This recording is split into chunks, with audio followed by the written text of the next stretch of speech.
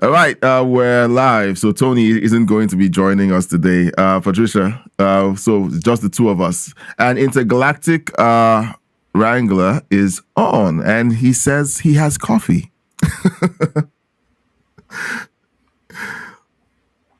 Hello, everyone. Coffee brewing. Are you with me, Patricia? Yeah, I've lost my feed. How did I do that? Uh, okay. Well, I can still see you. Huh. Maybe you check the tab on the screen. See if you can find it. All right. So There we go. Intergalactic Wrangler, you still here? Hi. Hi, Intergalactic Angler. So we are going to be diving into looking at Trump's speech from last night. We're going to react to it together and then share our thoughts on it. It turns out that President Trump, I don't know if we can blame President Trump for this because some people in the news had this idea that he was going to announce war with Venezuela last night. They were all excited. They thought that they were going to have their views up. Advertisements were going to go up. Deals were going to be signed when they cover the carnage of U.S. Drone strikes and attacks, boots on the ground. But it's not happening. so President Trump essentially got free airing to tell everyone such a great job he's doing.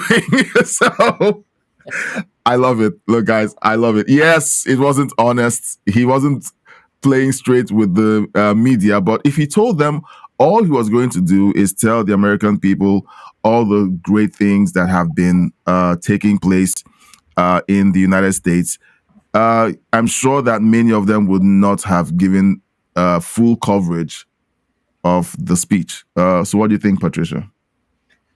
Um, I thought it was great. I had to laugh about it because of all the people. Oh, we're going to war. We're going to war, and I was like, no, we aren't. Um, All right.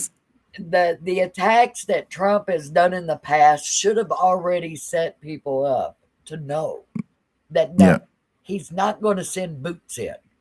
He's Yeah. going to send laser guided bombs and drones and things like that that doesn't take human life from us Yeah. because he protects our soldiers very, very well, very due diligent Yeah. because he just don't send the boots in. He's like, get our Yeah. boots out of there and send in the planes. Yeah. I have a feed. Oh, Intergalactic Wrangler says, I thought maybe you would live stream it. Also, yeah, I thought he would mention Venezuela. Also, Venezuela has prepared now for full engagement. Well, as much as they can prepare. We thought about live streaming it yesterday, but my equipment is still acting out. If I try to do a live stream, somehow it glitches out. I'm not sure if it's the computer that I'm using. I'm using a Mac Mini M1. It should be able to do all of that, but for some reason it just doesn't. So I'm going to figure out a way for us to be able to live stream these things eventually. So I do apologize because we talked about it during the stream yesterday. We saw that the address was going on, and then we said, could we do this? Then I remembered that usually when we try to do react to these live streams, the audio cuts out. So I'm going to figure it out. I do apologize, but let's listen to it. Let's listen to it after the fact and kind of give a breakdown. Let's pretend that we're all watching it for the first time. Let's just pretend. Let's play pretend. We're watching this for the first time. Tucker Carlson. Let me show you something on my screen here. So Tucker Carlson tells us that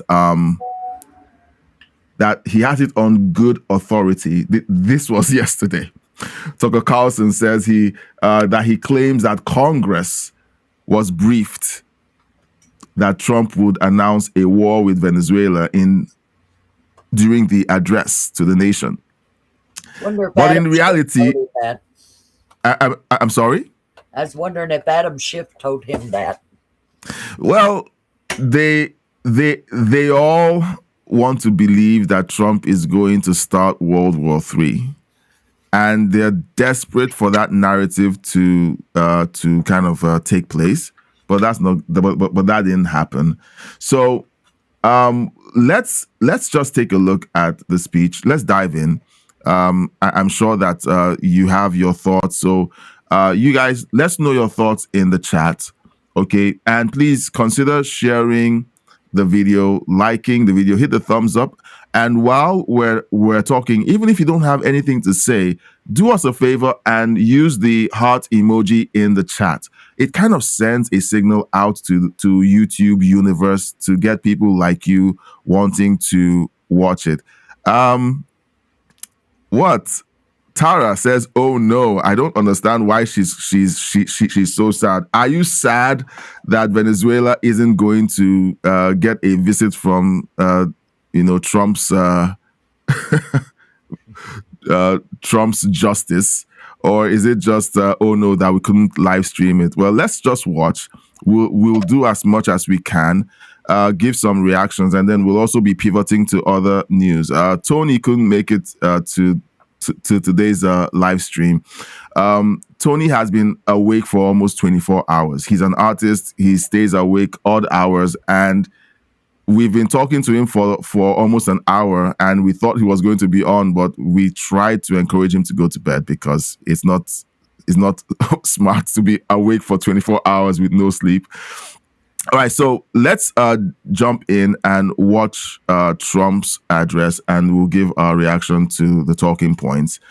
We know some of you have seen it already, so but we're watching it together, and that's the advantage of what we're doing right now. So let's jump in. Good evening, America. 11 months ago, I inherited a mess, and I'm fixing it. When I took office, inflation was the worst in 48 years. And some would say in the history of our country, which caused prices to be higher than ever before, making life unaffordable for millions and millions of Americans. This happened during a Democrat administration, and it's when we first began hearing the word affordability. Our border was open, and because of this, our country was being invaded by an army of 25 million people, many who came from prisons and jails, mental institutions, and insane asylums. They were drug dealers, gang members, and even 11,888 murderers, more than 50% of whom killed more than one person. This Crazy. is what the Biden administration allowed to happen to our country, and it can never be allowed to happen again. We had men playing in women's sports, transgender for everybody, crime at record levels with law enforcement, and words such as that just absolutely forbidden. We had the worst trade deals ever made, and our country was laughed at from all over the world. But they're not laughing anymore. Yep. Over the past 11 months, we have brought more positive change to Washington than any administration in American history. There's never been anything like it, and I think most would agree. I was elected in a landslide, winning the popular vote and all 7 swing states and everything else, with a mandate to take on a sick and corrupt system that really just took the wealth from people and crushed the dreams of the American people. Yep. For the last 4 years, the United States was ruled by politicians who fought only for insiders, illegal aliens, career criminals, corporate lobbyists, prisoners, terrorists, and above all, foreign nations, which took advantage of us at levels never seen before. They flooded your cities and towns with illegal aliens. They decimated your hard-earned savings. They indoctrinated your children with hate for America. They just released a level of violent felons that we had never seen to prey on innocent They caused war. They caused mayhem. They caused a horrible situation all over the globe. But now you have a president who fights for the law-abiding, hardworking people of our country, the ones who make this nation run, who make this nation work. And after just 1 year, we have achieved more than anyone could have imagined. Starting on day one, I took immediate action to stop the invasion of our southern border.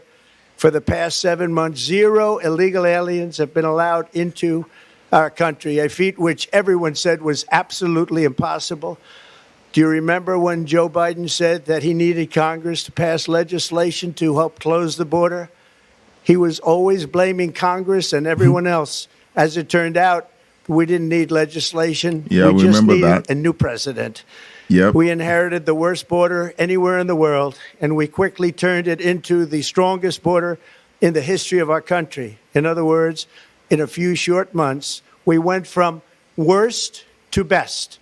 We're deporting criminals, restoring safety to our most dangerous cities. Just take a look at Washington, D.C. It's at levels of safety that we've never seen before. And they decimated the bloodthirsty foreign drug cartels. We did that all by ourselves with our people, and we're so proud of it because they were poisoning and destroying our population.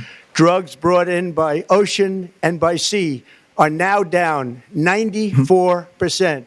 Wow. We have broken the grip of sinister woke radicals in our schools, and control over those schools is back now in the hands of our great and loving states where education belongs. After rebuilding the United States military in my first term, and with the addition we are adding right now, we have the most powerful military anywhere in the world, and it's not even close. I've restored American strength, settled 8 wars in 10 months, destroyed the Iran nuclear threat, and ended the war in Gaza, bringing for the first time in 3,000 years peace to the Middle East, and secured the release of the hostages, both living and dead. Here at home, we're bringing our economy back from the brink of ruin. The last administration and their allies in Congress looted our treasury for trillions of dollars, driving up prices and everything at levels never seen before. I am bringing those high prices down and bringing them down very fast. Let's look at the facts. Under the Biden administration, car prices rose 22%, and in many states, 30% or more. Gasoline rose 30 to 50%. Hotel rates rose 37%. Airfares rose 31%. Now, under our leadership, they are all coming down and coming down fast. Democrat politicians also sent the cost of groceries soaring, but we are solving that too. The price of a Thanksgiving turkey was down 33% compared to the Biden last year. The price of eggs is down 82% since March, and everything else is falling rapidly. And it's not done yet, but boy, are we making progress. Nobody can believe what's going on. Here are just some of the efforts that we have underway. You will see in your wallets and bank accounts in the new year. After years of record-setting falling incomes, our policies are boosting take-home pay at a historic pace. Under Biden, real wages plummeted by $3,000. Under Trump, the typical factory worker has seen a wage increase of $1,300. For construction workers, it's $1,800. For miners, we're bringing back clean, beautiful coal. It's $3,300. And for the first time in years, wages are rising much faster than inflation. Remember that. The wages, just look at it. Wages are going up much faster than inflation. How big is that? Very importantly, there are more people working today than at any time in American history, and 100% of all jobs created since I took office have been in the private sector. Think of that. 100% of all jobs have been in the private sector rather than government, which is the only way to make a country powerful and great. This historic trend will continue. Already, I've secured a record-breaking $18 trillion of investment into the United States, which means jobs, wage increases, growth, factory openings, and far greater national security. Much of this success has been accomplished by tariffs. My favorite word, tariffs, which for many decades have been used successfully by other countries against us, but not anymore. All right, so let's stop at this halfway point, okay, and just kind of break down what he said so far. Many times, whenever I listen to Trump giving these speeches, and he opens up with reminding us of what happened during the Biden administration, I don't think we should feel tired hearing what was going on back then, because it's really easy to forget. It's easy to forget how bad it was. It's easy to forget how insane some of the policies that they pushed, and they pushed it like if you didn't like these policies, you were a bad person. Okay, yeah. I think Title IX was the provision to essentially enhance female sports in schools. I think that was what Title IX was about. Yes. And then they essentially stripped that and allowed boys to compete with girls and beat them at their sports, essentially nullifying Title IX. Because if you have boys flooding female sports, the girls will never win. No. And that was insane. People screamed about it, and they said that we were hallucinating and we were evil people for wanting girls to have a chance, at competing. Fairly at sports and succeeding and going for things like the Olympics and winning, not meeting a man in the boxing ring and getting your clock cleaned by a man in the boxing ring, and then they say that the man won. Of course the man would win. So those things happen, and President Trump keeps reminding us. One of the things that really bugs me was about the cost of eggs. And a lot of people didn't realize what happened that drove egg prices up. The Biden administration sent out the Environmental Protection Agency, the EPA, and the FDA, Food Drug Administration, to farmers who raise chickens. And they slaughtered every chicken and told the farmers it was because of a risk of bird flu. Yeah. And one farmer had argued with them that none of his birds were sick, and he wanted to call his own vet to check his chickens. And they told him if that vet showed up, they would arrest him for interfering with federal operations. Oh, really? So under the Biden administration, they would arrest a vet for testing birds to make sure that they weren't sick. But and it's totally fine for them to arrest a vet for simply doing his job. But whenever you see ICE on the streets enforcing federal law, and then they get interfered with by these mobs and these paid protesters, oh no, it's a freedom of speech issue. The federal law enforcement is evil and wrong.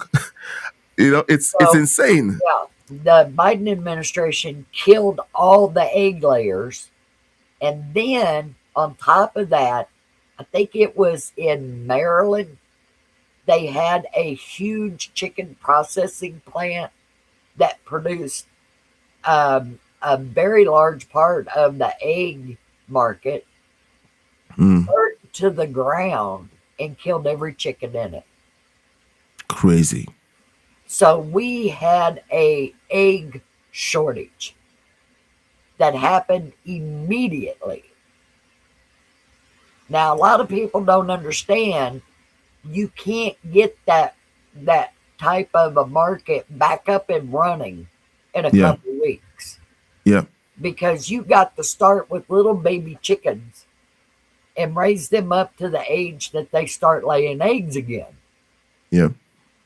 And then there's a process that they don't start laying what they're capable of laying in one day or even a week until they get older. Yeah.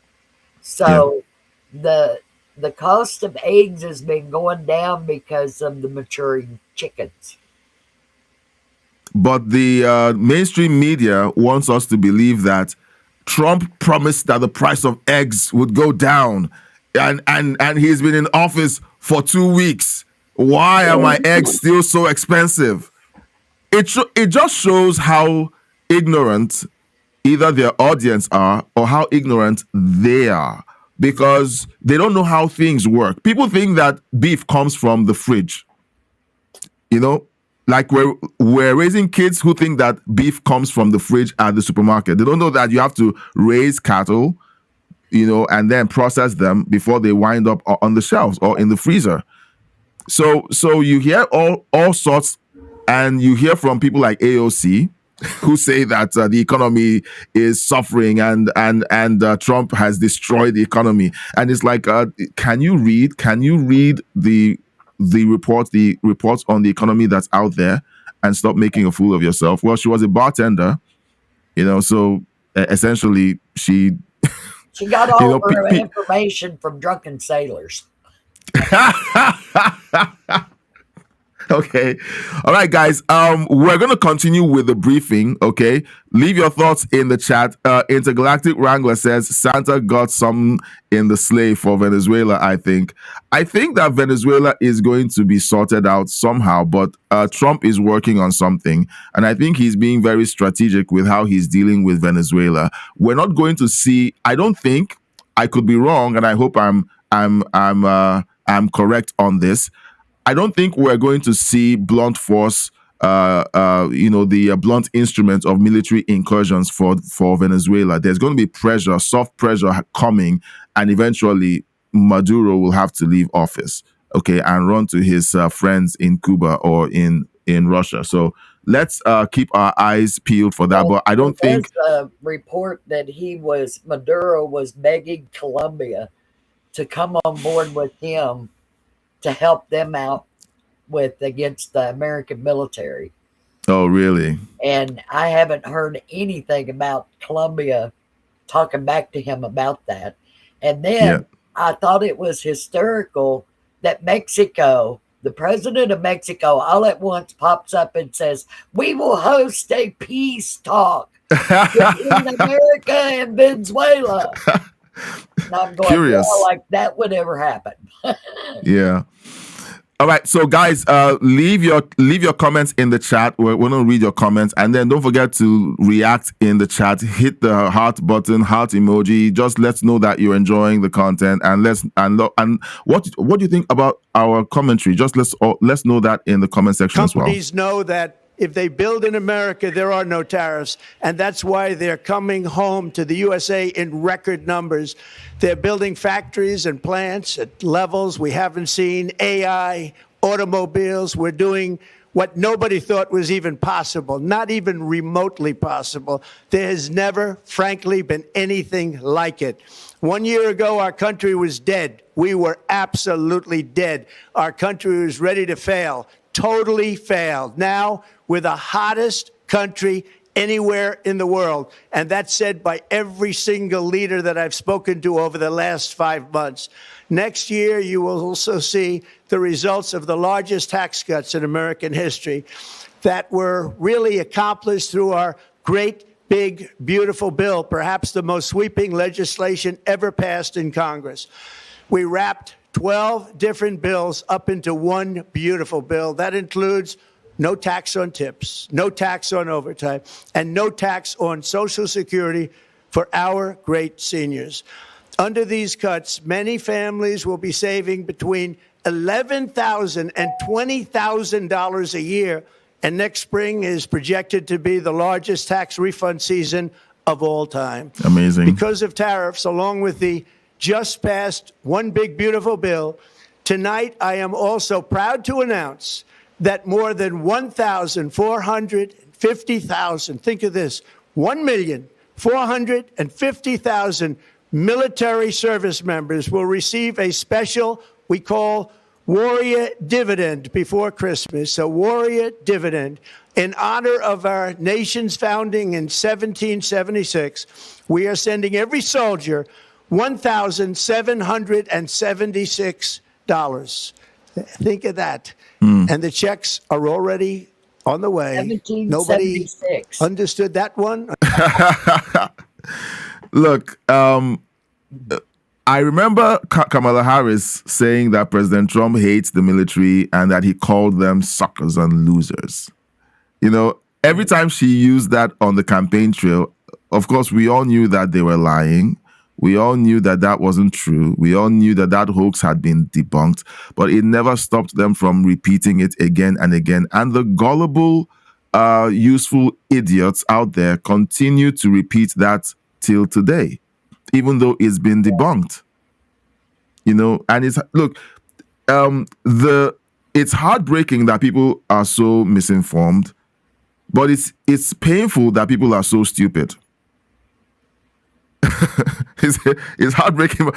Intergalactic Wrangler says, glad to see some of the money go to the military servicemen. Yes, the military needs to be supported. Like, you know, I don't know how people can be comfortable with the military not being taken care of. In Nigeria, one of the huge reasons why there's massive corruption is that law enforcement is not funded properly. And the people in power keep law enforcement impoverished. If you see the living conditions of law enforcement in Nigeria, you would be shocked. You would be shocked. It shocks people. It shocks those of us who have lived in Nigeria. We saw it while we were there, and it was no surprise that the police would be reported to occasionally rent out their guns, their firearms to criminals because they couldn't feed their families. You know, so whenever I see law enforcement or the military taken care of by the government, it's a good thing. You know, it's a good thing. And then with you being a veteran, you know, you realize how important that is because it affects morale. You know, it goes a long way when that happens. So Intergalactic Wrangler is happy that that's going on. If you're glad that the military is being taken care of, let's know in the chat. So let's keep going. We need to cut through some more before we move on to the next story. Until about 30 minutes ago, we made a lot more money than anybody thought because of tariffs, and the bill helped us along. Nobody deserves it more than our military, and I say congratulations to everybody. And by the way, we now have record enlistment in our military, and last year we had among the worst recruitment numbers in our military's history. What a difference a year makes. In addition, I'm doing what no politician of either party has ever done, standing up to the special interests to dramatically reduce the price of prescription drugs. I negotiated directly with the drug companies and foreign nations, which were taking advantage of our country for many decades, to slash prices on drugs and pharmaceuticals by as much as 400, 500, and even 600%. In other words, your drug costs will be plummeting downward. And I used the threat of tariffs to get foreign countries who would never have done it to pay the cost of this giant dollar reduction. They stopped ripping us off, and it began as of 4 days ago. There has never been anything like this in the history of our country. Drugs have only gone up, but now they'll be going down by numbers never conceived possible. It's called Most Favored Nation. And no president has ever had the courage or ability to get this done until now. The first of these unprecedented price reductions will be available starting in January through a new website, TrumpRx.gov. And these big price cuts will greatly reduce the cost of health care. I'm also taking on the gigantic health insurance companies that have gotten rich on billions of dollars of money that should go directly to the people. The money should go to the people. That's you. So they can buy their own health insurance, which will give far better benefits at much lower costs. It will be far better health insurance. The current Unaffordable Care Act was created to make insurance companies rich.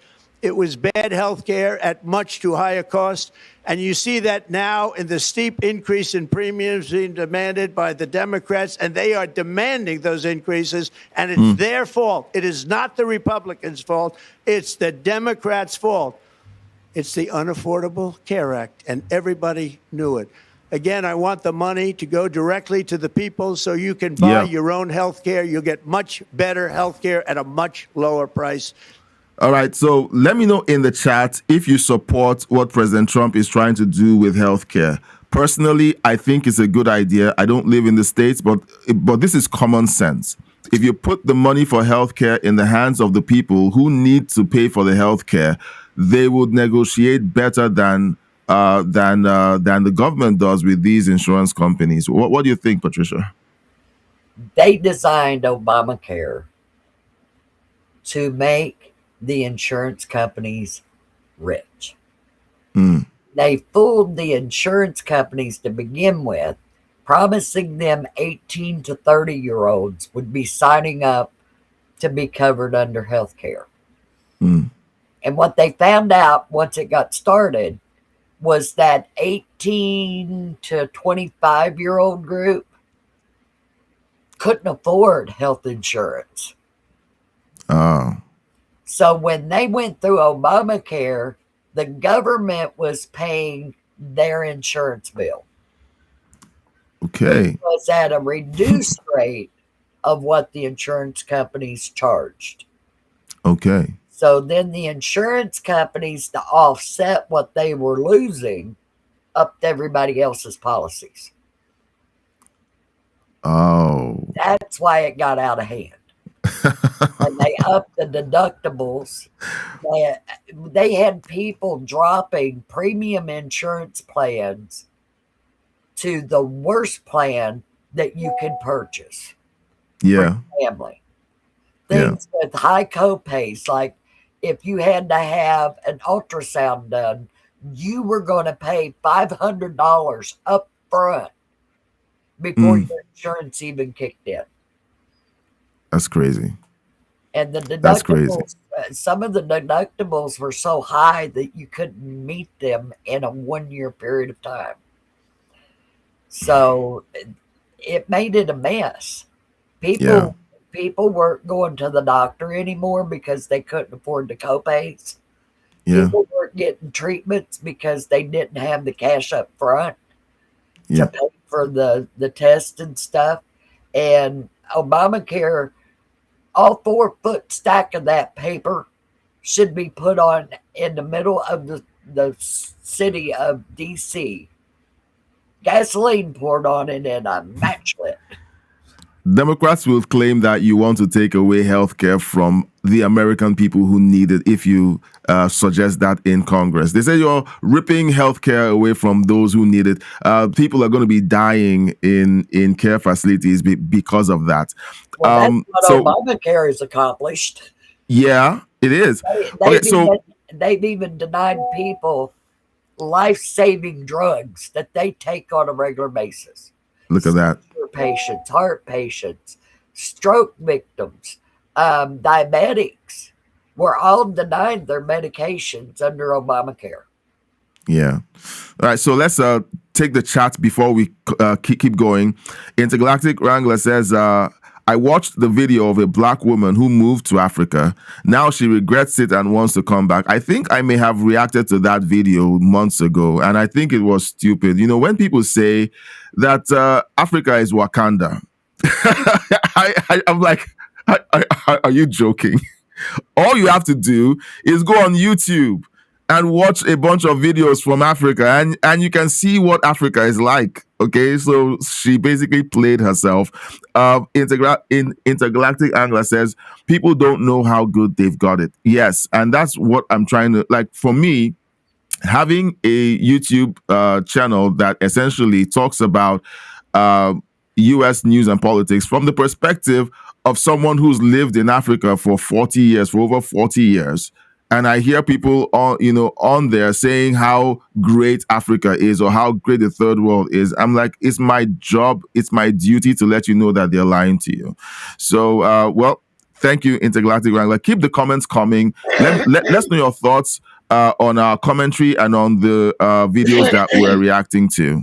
The only losers will be insurance companies that have gotten rich, and the Democrat Party, which is totally controlled by those same insurance companies. They will not be happy, but that's okay with me, because you, the people, are finally going to be getting great health care at a lower cost. Another major focus is the cost of energy. For years, the radical left Democrats exploited the green energy scam as an excuse to funnel many billions of dollars into their own massive slush funds, as their energy restrictions drastically drove up prices, and they drove them up at record levels. Electricity costs surged 30 to 100% under Biden, and the typical family lost $5,000 to $10,000 in higher energy costs. Think of that, $5,000 to $10,000 you lost. On day one, I declared a national energy emergency. Gasoline is now under $2.50 a gallon in much of the country. In some states, it, by the way, just hit $1.99 a gallon. Look at that. And within the next 12 months, we will have opened 1,600 new electrical generating plants, a record, and it's a record that won't be beaten by practically, I would say, by anybody, or certainly not very soon. Prices on electricity and everything else will fall dramatically. All right, so he just made a statement, and that's very important. Whenever the cost of energy drops, the cost of everything else follows. I worked in trucking for almost 3 years, and one of the things that will determine the price of groceries on the shelf is how much the trucking company is paying for diesel to transport all of these goods all across North America. So it's something that people need to get educated on, so that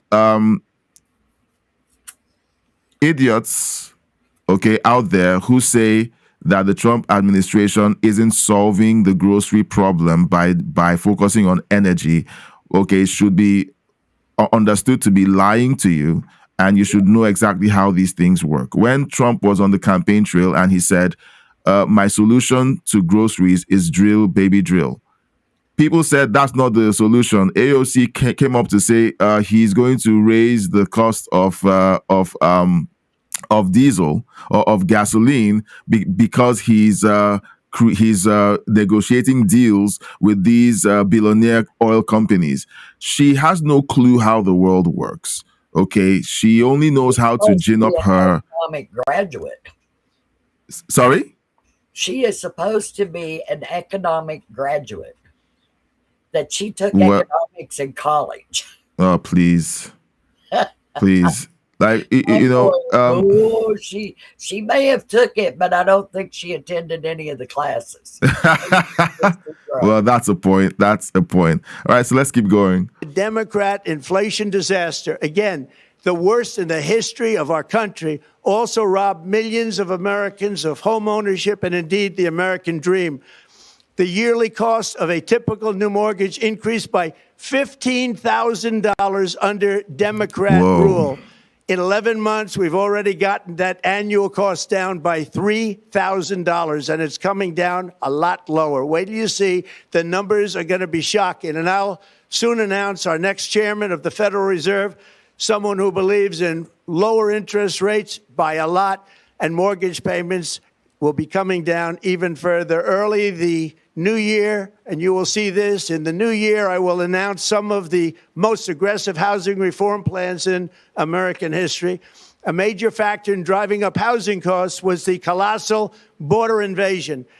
We have never been invaded. This is the worst thing that, frankly, in my opinion, the worst thing that the Biden administration did to our country is the invasion at the border. The last administration and their allies in Congress brought in millions and millions of migrants and gave them taxpayer-funded housing while your rent and housing costs skyrocketed. Over 60% of growth in the rental market came from foreign migrants. At the same time, illegal aliens stole American jobs and flooded emergency rooms, getting free health care and education paid for by you, the American taxpayer. They also increased the cost of law enforcement by numbers so high that they are not even to be mentioned. For the first time in 50 years, we are now seeing reverse migration as migrants go back home, leaving more housing and more jobs for Americans. In the year before my election, all net creation of jobs was going to foreign migrants. Since I took office, 100% of all net job creation has gone to American-born citizens, 100%. In the end, government either serves the productive, patriotic, hardworking American citizen, or it serves those who break the laws, cheat the system, and seek power and profit at the expense of our nation. Look at Minnesota, where Somalians have taken over the economics of the state and have stolen billions and billions of dollars from Minnesota and indeed from the United States of America. And we're going to put an end to it. For so long as before my election, the vast majority of good and decent Americans were forced to watch as corrupt politicians plundered the halls of power, exploited our taxpayers, and pillaged every system that makes civilized society function. But not anymore, and you see that every day, not anymore. We're putting America first, and we are making America great again. Very simple. We are making America great again. Tonight, after 11 months, our border is secure. Inflation is stopped. Wages are up. Prices are down. Our nation is strong. America is respected. And our country is back, stronger than ever before. We're poised for an economic boom, the likes of which the world has never seen. Soon we will host the World Cup and the Olympics, both of which I got. But most importantly, we will celebrate the 250th anniversary of the Declaration of Independence. There could be no more fitting tribute to this epic milestone than to complete the comeback of America that began just 1 year ago. When the world looks at us next year, let them see a nation that is loyal to its citizens, faithful to its workers, confident to its identity, certain to its destiny, and the envy of the entire globe. We are respected again like we have never been respected before. To each and every one of you, have a Merry Christmas and a Happy New Year. God bless you all. All right, so that was an amazing speech. I'm putting up a poll. Okay, do you approve of Trump's speech? I'm just putting it up. We just watched it together. We've given some reactions to some elements of the speech. We're going to leave that poll up and have you just vote in and let us know what your thoughts are. We have a report that the CBS News did a poll and 76% approve of the speech, while 23% disapprove of the speech. So 23% who took that poll decided that it is wrong for America to be economically strong and empowered. It is wrong for America to have a healthcare policy that essentially puts the billions of dollars that are going straight to health insurance companies, much of which never reaches the American people. That money should go straight into the hands of the American people so that they can determine their healthcare. 23% who took the poll on CBS claim that they don't like that idea. All right, so let's know your thoughts in the chat. Intergalactic Wrangler says, the future is coming faster than we can change. AI will take so many truck driving jobs and manufacturing. Yeah, that is possible. It's coming. It may be maybe another 10 years out. All right. While I worked in trucking, we always got briefings on these advancements, and truck manufacturers and service providers would always talk to us about AI coming and all of the things that were coming. We would go to conferences and some of this will be discussed, clean energy and battery operated trucks and so on. But the technology isn't there yet. It's coming, but it's not there yet. I would say 10 to 15 more years to make the batteries lighter, to make them work longer, for the charging infrastructure to spread wider, for batteries to be able to take trucks further without them having to stop at a charging station. So there's a lot that goes into this.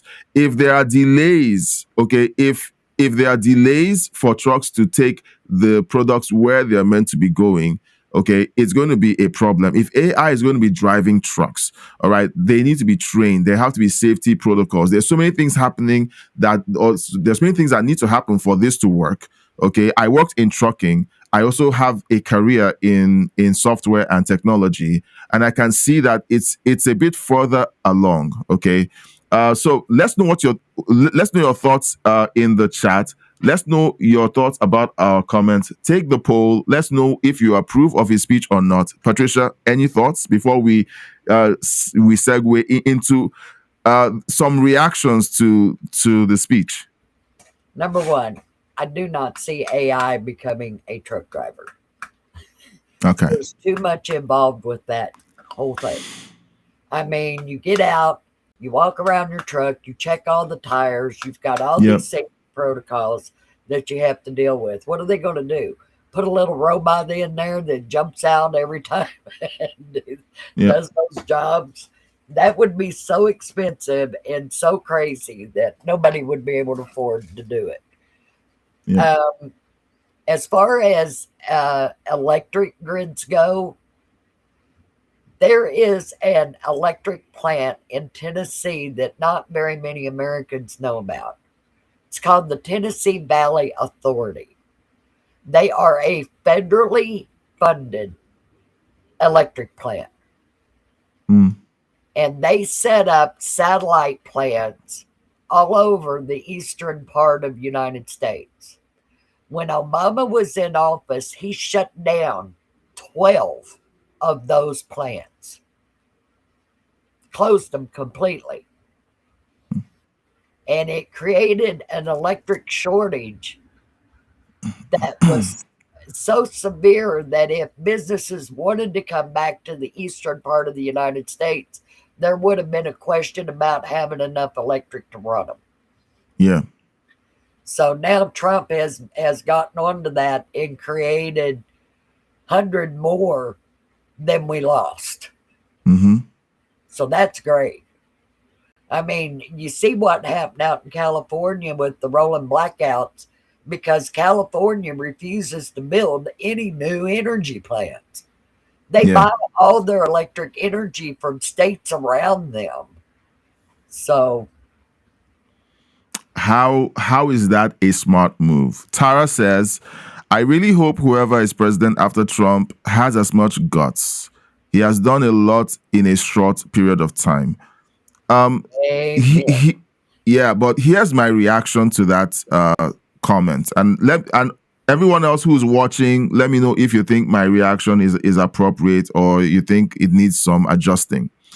I think the focus has to move away from who's in the White House to who is voting. Who is voting?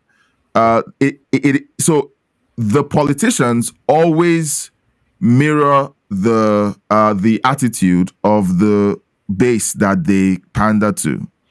The one reason, and in my opinion, the one reason why the Republican Party still panders to the conservatives or the conservative side of the voting base is because that is the strongest part of their voting base. Okay, the voting base for Republicans is conservatives, middle of the road, libertarians, and so on. But the strongest part of it is conservatives, and that's why most of their policies lean conservative. If the voting base gets weak on some of these things, for example, Trump has achieved all of these things. He was voted in to ensure that energy was cheap, that healthcare is taken care of, that illegal immigration is dealt with, and the voting base maintains their focus on these key issues. All right. And of course, other issues like they don't want transgender surgery for everyone, no boys in girl sports. They continue putting pressure on these policies. And then they basically strengthen their voice online and in polls and make sure that the politicians know that these are non-negotiables. You can't come in and promise to do these things and fail. You will be punished at the polls. Okay, so the voter base has to be the focus, in my opinion. It's great that we have a President Trump that is basically doing all of this. that he's only one and there can only be one Trump. Okay, let's not look for someone else to be a Trump 2.0. There will only be a fake. We only need someone with very strong convictions who can come in and do exactly what people voted him in to do. Patricia? The next president will beat a Democrat. The Democrat's not going to get the presidency again for a while. Too much fraud, too many lies, too much accusations, too many hoaxes. And people got fed up with it, and that's why Trump's in there. But you've got to go back and look at the voters. Yeah. Too many times they act like the people in a region that the electric all goes off. Yeah. And nobody calls the electric company, hey, my electric's off, because they think everybody else did it. Oh. So the electric doesn't get fixed right away. But and you've got to stop thinking, well, I'm not going to the polls and vote because they're going to elect them anyway. Yeah. No, you need to stand up, become an American, take on the mantle and the responsibility of owning this country. If you own something and neglect it, it won't be worth much in the end. Yes. So to maintain your country, you're going to have to go to the polls and vote. Or else you're going to lose it. Yeah. And we come very close to doing that. Yeah. And this goes for everyone else who lives everywhere else. Australia, England, Doesn't matter. Spain. Get up and go vote. Yeah. Get up, go your vote. Right to do that. Yeah. And I also want to add, get involved online. If you're watching, the reason why we keep saying chat, let's know what you think in the chat, is this. We are coaching you to learn how to get involved.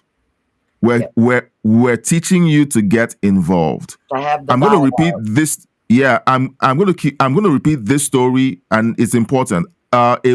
The weekend after Charlie Kirk was assassinated, I went on X, and I wanted to see the summaries of the news and so on. And I read a summary by AI, by Grok, about the Charlie Kirk assassination, and it said something that was categorically wrong. And when I looked at the footer, at the base of the report, I saw that it was an aggregate of all of the posts being made on social media, on X, about the assassination of Charlie Kirk. That means what AI does is it goes out there and it pieces together the collective wisdom of everyone on the internet. And if the collective wisdom is the wisdom of leftists who lie and put up data that is false or statements that are false, AI takes that slop and makes it fact as a news report. I saw that in September and I understood what's going on. And that's why I started saying to everyone who watches my videos or joins the live stream, get involved. Let's know your thoughts. Let's know your thoughts. If they're good thoughts, bad thoughts, let's know your thoughts. Most people who stay and watch the content are conservatives who love America and who want the world to succeed. Okay. And I want most of you to just talk. Because if the leftists flood the comment section, you see them when they join the live chat. They come in, they just have TDS diarrhea all over the place, and they're happy that they've disrupted the live stream. And then conservatives are quiet, okay? It's the loud minority that makes it look like the world is going to hell in a handbasket. It's not. There are more of us out there. There are more of us out there. There's a ton more, millions more of people who get up every morning, go to work, pay their bills, put a little money back, take a vacation, and etc. And those are usually the people who also go vote. They either go vote before they go to work or after they get home. Yeah. Some even do it during lunchtime. So, your vote is what defines what your country's going to be like. Yeah. It's the defining moment that we, the people, tell our government what it's going to do. Yeah. So be very careful of who you vote for, because you may not get to tell the government what you want it to do. Yeah. So let's read the chat, and then we're going to jump into CNN's reaction to the speech, okay? And it'll be surprising to see what happened on CNN after the speech. Intergalactic Wrangler says, I have higher hopes for J.D. Vance. Yes. All right. So many people are like, it's iffy. It might be a Marco Rubio, because Marco Rubio seems to be, doing some really cool stuff with his speeches and so on. But I think J.D. Vance is a great pick to kind of maintain whatever Trump does with this presidency. I think he's a great pick to kind of take all of the achievements of President Trump and consolidate it, and those are my thoughts. I think he, as president, and possibly, who would you pick for VP, Patricia? Marco Rubio. Okay, I was thinking that as well, but at the back of my mind somewhere, I was like, a female vice presidential candidate would be nice, but that would be just being fulfilling a quota like the Democrats do. They want to. There's any females with enough oomph to get up there and do that. Yeah. So it's going to take a very unique type of female with her thinking and her reactions to be able to fill that slot. And people were thinking Tulsi Gabbard, but Tulsi Gabbard looks more like a bureaucrat. No, Tulsi Gabbard, no. Right, guys. There's a lot of smart women out there, but like I said, they're too wishy-washy on a lot of subjects that you're going to have to be on target with being a president. Yeah. Can you pull the lever in a heartbeat to call for a strike on another country? Yeah. And most of the women I know would be like, well, wait a minute, do we really want to do that? They sit there and start arguing with themselves about doing it. Yeah. And you can't have that as president. It takes snap decisions.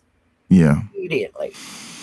There's no wait a couple weeks or put it off for another day. It's immediate reaction. All right, so guys, let's know your thoughts in the chat before we dive into the CNN reaction to the speech. Intergalactic Wrangler says the cure for TDS is X-Lax. Okay, X-Lax. He also says, I am a little scared of Susie Wiles, them big eyes. Susie is Susie is something else. Okay, she's something else. People have accused her of being a swamp creature. They've accused her of having ties to Israel. They've accused her of being connected to Big Pharma. She's a mole in the Trump administration, and she's fulfilling the biddings of her overlords in Big Pharma or in the deep state. Have you heard those rumors? And what do you think? I'll tell you what, Susie Wiles, she is the one female that would have a prayer's chance of being a really good president. And I'll tell you why. She is worse than a crocodile's bite. Whoa. She can at a moment's notice pivot and get things moving in a different direction. Nobody knows what she's doing because she stays in the background. Yeah. But when Trump needs something done, she's already there starting it. Mm. She stays one step ahead. That's why she's so good at her job. Yeah. And that's why Trump loves her. Yeah. And Vanity Fair did a hit piece on her, which was I think the press is trying to drive a wedge between JD Vance and the voting population with the whole JD Vance might be divorcing his wife to marry Erica Kirk, to JD Vance isn't really presidential material and Trump may not be endorsing him for his presidential run in 28, to now they're attacking Susie Wiles and trying to drive a wedge between her and the president. So the press right now is doing the job of the Democrat Party. Yep. They're doing the job of the Democrat Party because, like, whenever you see them do things like this, you ask the question, did they do this under the Biden administration, under the Obama administration? Did they do this under the Clinton administration? Did they do this kind of press coverage of presidencies under Democrat leadership? And the answer usually is no. Yeah, their hit jobs was not the same. Yeah. And that's what they do now is hit jobs. Yeah. And they'll put accusations out there without anything to back it up, like, oh, President Trump's going to go to war with Venezuela. No. Yeah. That's not happening. All right, guys, there's a call-in link pinned to the chat. Okay, you see the chat, there's a call-in link. What you do is when you hit the call-in link, it lets you join us on the panel. All right. We're going to have your voice in the background, and then you can ask us questions or give your thoughts to the commentary or the coverage. All right. Now, usually I like to bring people on who have been commenting. All right. So what you do is you can type in your handle, use your username, okay, and put it in the interface to let us know this is who you are. Now, it doesn't mean that if you haven't been commenting, we won't bring you on, but we prefer to favor people who have been commenting. We know what you stand for, all right? And then we know, like, okay, yeah, you're going to be able to present your case properly. We don't want people coming in and ranting and having TDS diarrhea in the call-in. It's going to ruin it for everyone. And we want you to have a nice time being a part of this. And you know what? This is also our way of coaching you into starting your own content. You need to learn how to speak up. We need more conservative-minded people out there creating content, giving thoughtful commentary on news, politics, culture, family, whatever it is that you know you're driven by.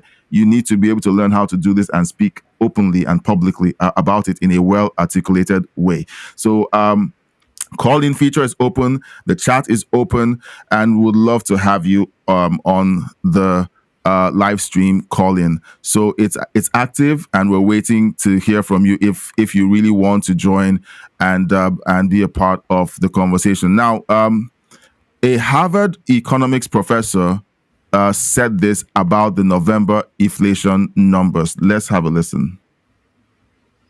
I mean, I was surprised. It was a better number than anyone was expecting.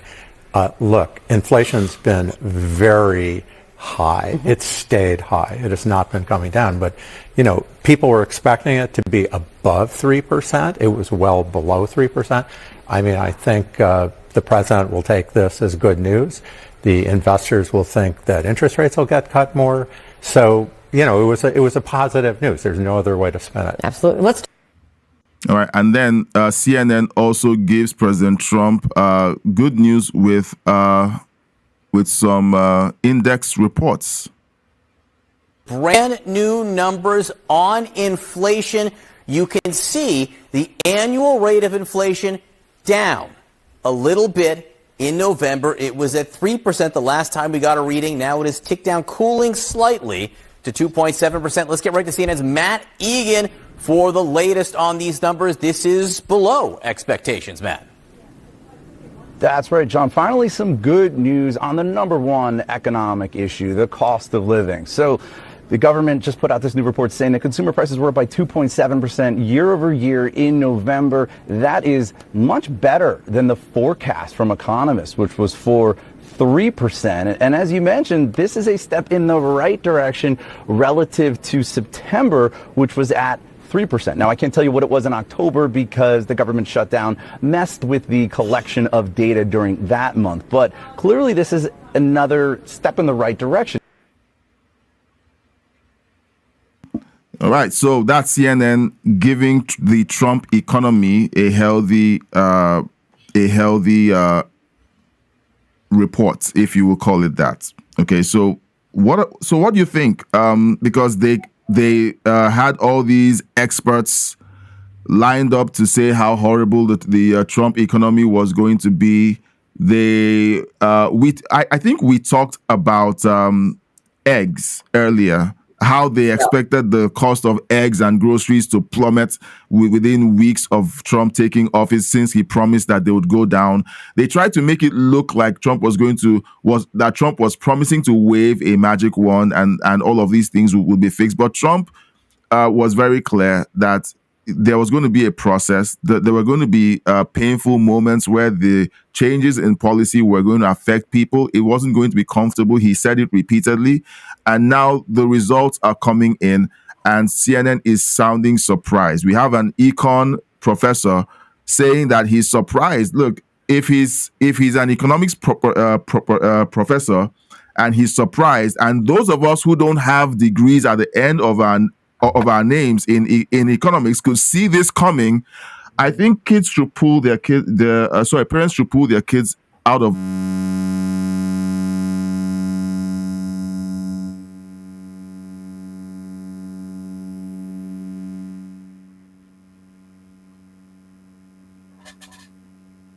What happened? We had a noise and the sound went off.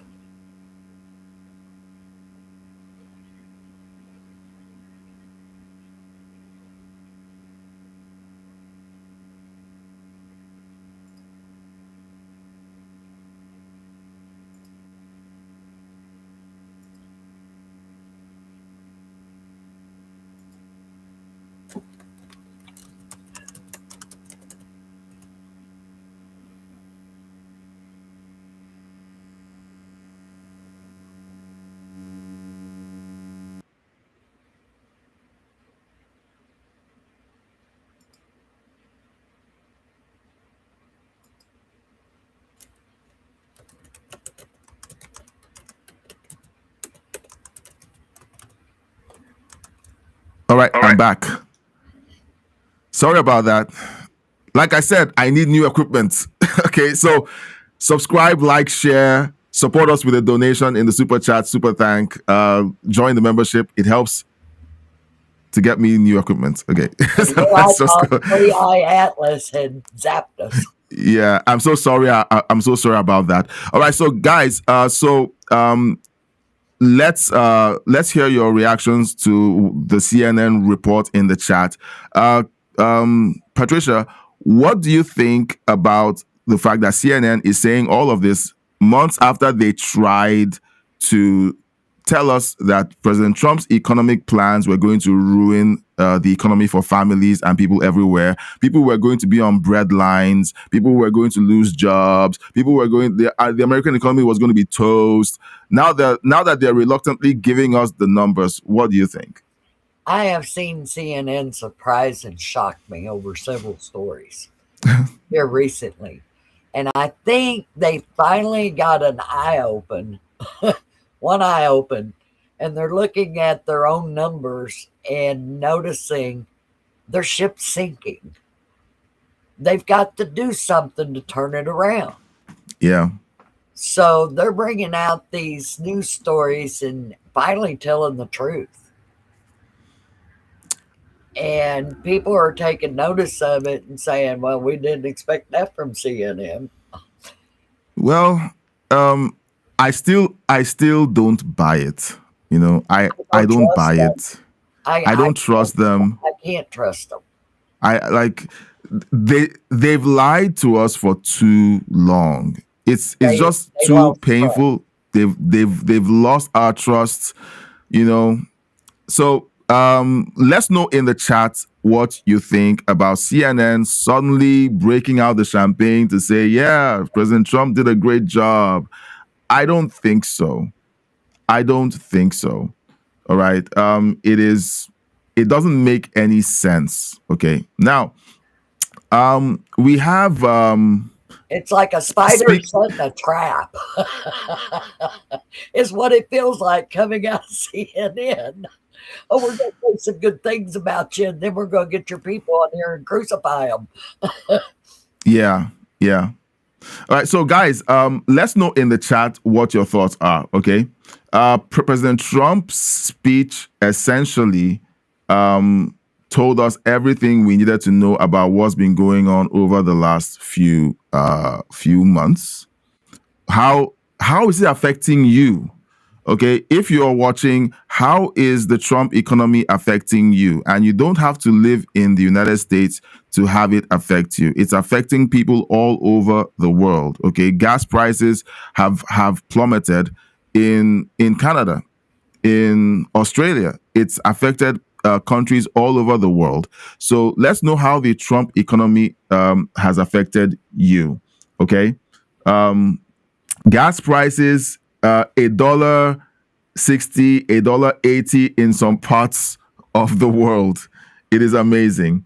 All right, now we're going to cover this story. Okay, we wanted to cover it with Tony, but we'll do this now, and then tonight we're going to have him weigh in on the sentiments of this report coming from his country. All right, now the Australian police just foiled a possible Islamic terror attack just days after the Bondi Beach attack. So let's watch this report. You guys let us know your thoughts in the chat, and then we'll give our reaction. There was news overnight, Australian police conducting a huge operation in a suburb of Sydney, only days after the terror attack in Bondi Beach nearby. Agents acted on new intel suggesting another possible violent plot, but they have not identified an immediate link to the ongoing investigation. In Sydney for us, Steve Harrigan chasing down all of these leads and joins us now. Steve, hello. Bill, Australia's counter-terror police are in action in a very big way in the suburb of Sydney. In heavily outfitted tactical gear, they rammed 2 vehicles, detained 7 men they say were planning a violent attack on the way here to Bondi Beach to carry out an attack. But police saying there is no connection at this point between those plans and the attack that did take place here on Sunday. In the meantime, as funerals continue for the 5th. All right, so any thoughts in the chat? Patricia, what do you think? Wow.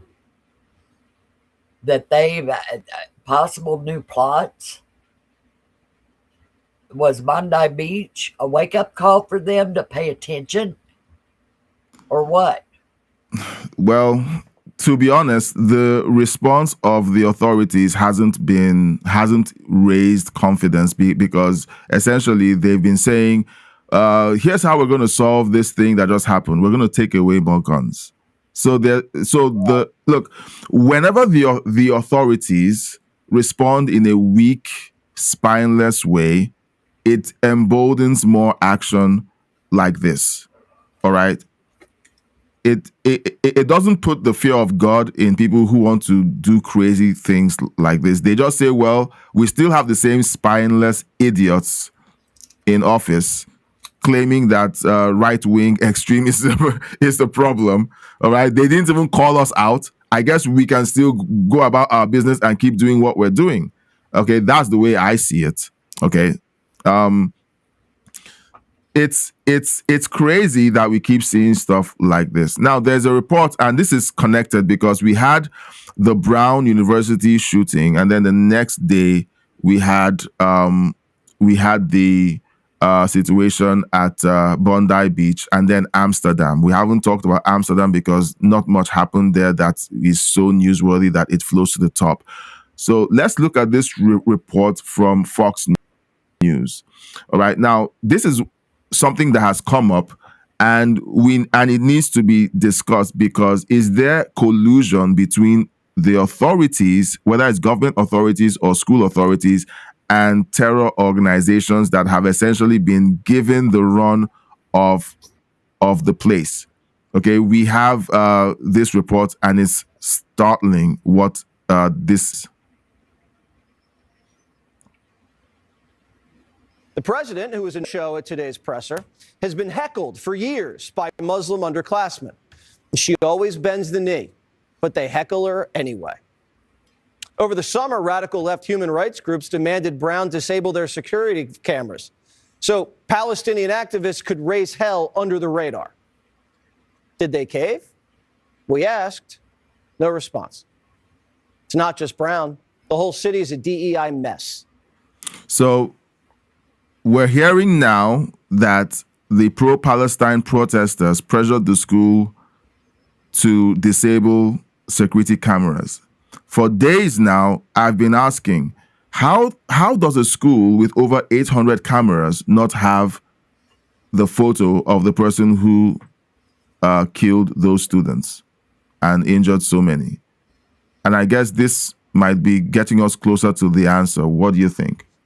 Sounds like the answer to me. Turn the cameras off, nobody sees him. And they know that the cameras are off, and they know that if they walked into the school and did what they did, that there will be no accountability. It's just crazy. It'll get you broke, it'll get you dead. Yeah. So we have Intergalactic Wrangler saying, all these attacks are predicted to ramp up through the holidays. Yes. I believe so. I saw a report. It was a report it was essentially a tweet or a post by hold on, let me see if I can find it. It was interesting because it sounded like sarcasm, okay, by Douglas Murray. All right, I'm going to just pick this up, and I'm going to just put it up for us to watch. So Douglas Murray says it's excellent to hear. Let me share let me switch the screen so that we can read it together before I. So here's the post here, and I'm going to be playing the video. So Douglas Murray says it's excellent to hear that Birmingham is finally making a stand against hostile vehicles. These vehicles have been a problem for some, often at risk of radicalization. Essentially, the city of Birmingham is putting up these hostile vehicle mitigation bollards because radicalized Islamists jump into vehicles and drive through Christmas markets during the holiday seasons, injuring and killing people. And the reaction is, this is to prevent, we are standing against hostile vehicles. As if the vehicles decided that they hate Christmas markets. Hostile vehicles. These vehicles have been a problem for some time, often at risk. The vehicles are being radicalized. Yes, the vehicles are being radicalized. That's the point of the story. So let's play the video. So Douglas Murray has been very vocal about AI drivers. I'm telling you, no. AI drivers are getting radicalized. We don't need them. Once AI kicks in, they can easily have plausible deniability. This was an AI, situation. It was not the people. It was not people being told that all infidels should be killed. Let's watch this video and listen to this stupidity. I hope this isn't going to. Okay, I'm going to drop the volume a little. Hopefully, I can hit the volume. Drop it.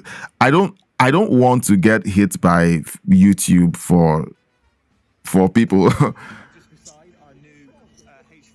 Okay, hang on. I'm gonna just. Sorry, guys. I don't want YouTube to claim that. I'm just beside our new HVM bollards here on New Street.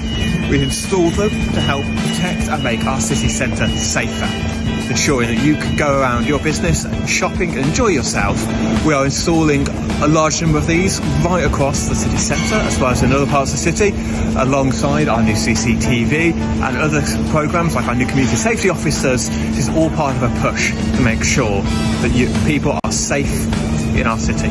So it really creates a really accessible space for authorised vehicles, so leaving it extremely secure for any type of risk or threat, but still allowing that everyday use of the city centre to operate without any inconvenience. So, Islamic terrorism, what he just said, just so I can help me understand if my English is faulty. He's claiming that Islamic terrorism is an inconvenience. I heard that, but the major problem I want to ask is those little robot silver things.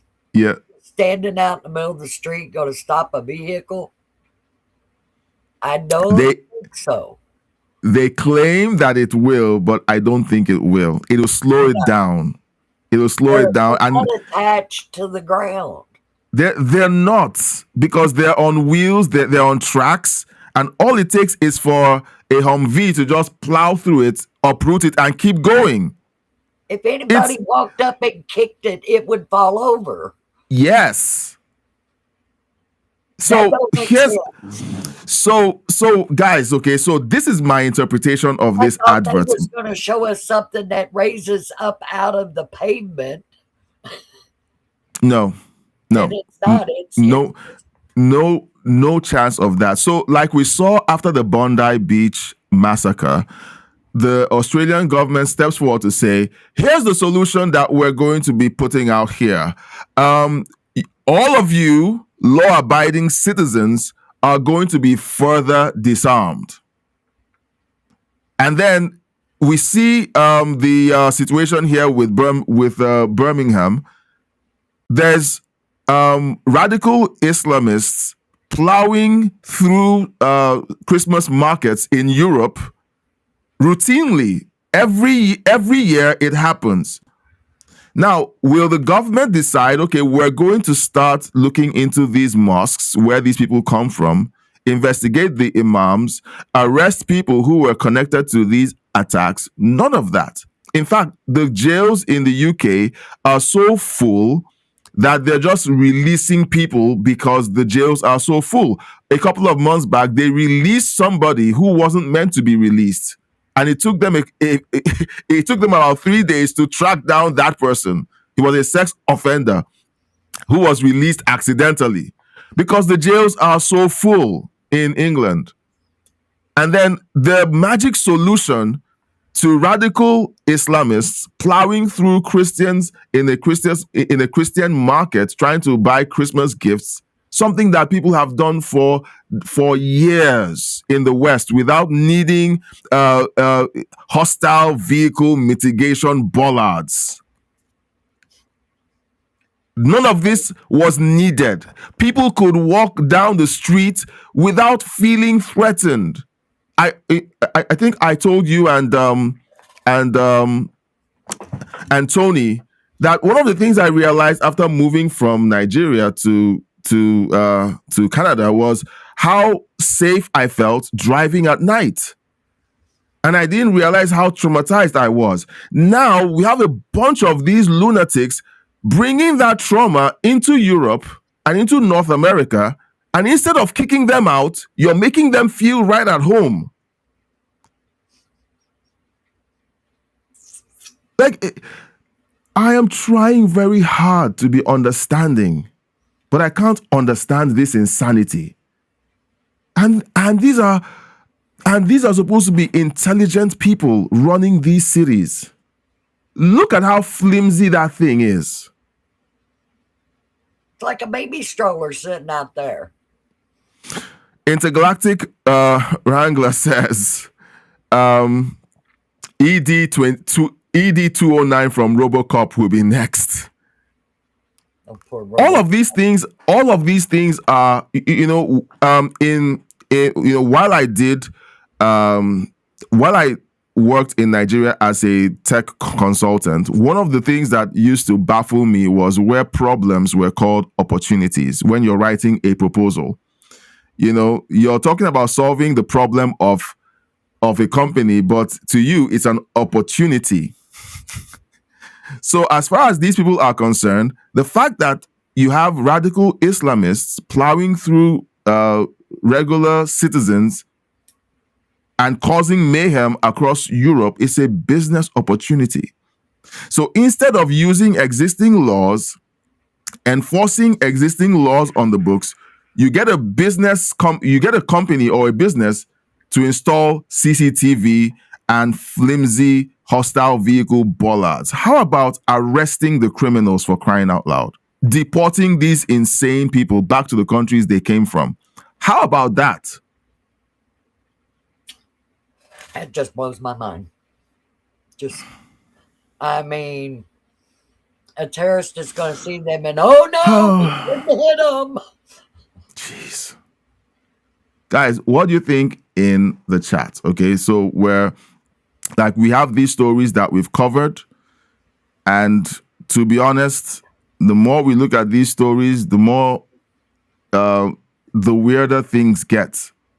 All right, it's just weird to watch these people bend over backwards to appear to be understanding, inclusive. They don't want to upset anyone. It wouldn't shock me a bit to find out that an Islamist businessman developed those bullards. I would not be surprised if that was the case. I would not be surprised. If I was designing something to stop vehicles, it would pop up out of the ground and just take the whole underneath of the car off. Yeah. All right. I want to cover this story just to wrap up. It's a feel-good story. I think it's a feel-good story. You guys will let me know what you think, if you think this is a feel-good story. So there was a situation that happened at a Target. Jeannie, I think she was a customer.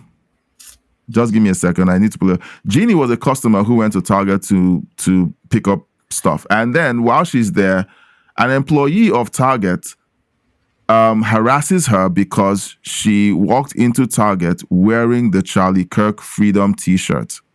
Oh, my goodness. And then that was caught on camera. It was caught on camera. And then there's a whole lot of...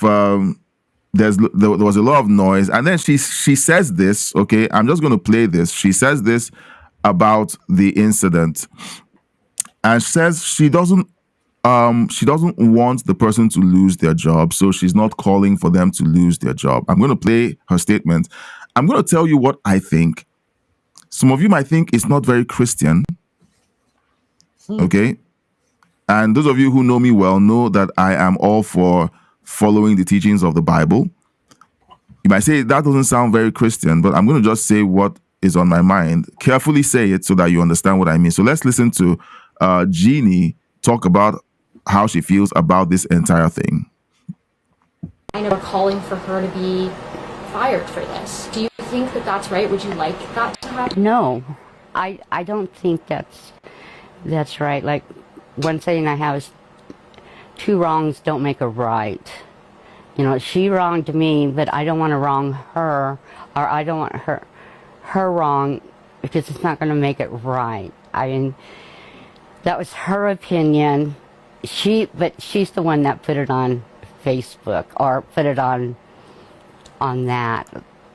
So, you know, but I really wouldn't want to see somebody lose their job over it.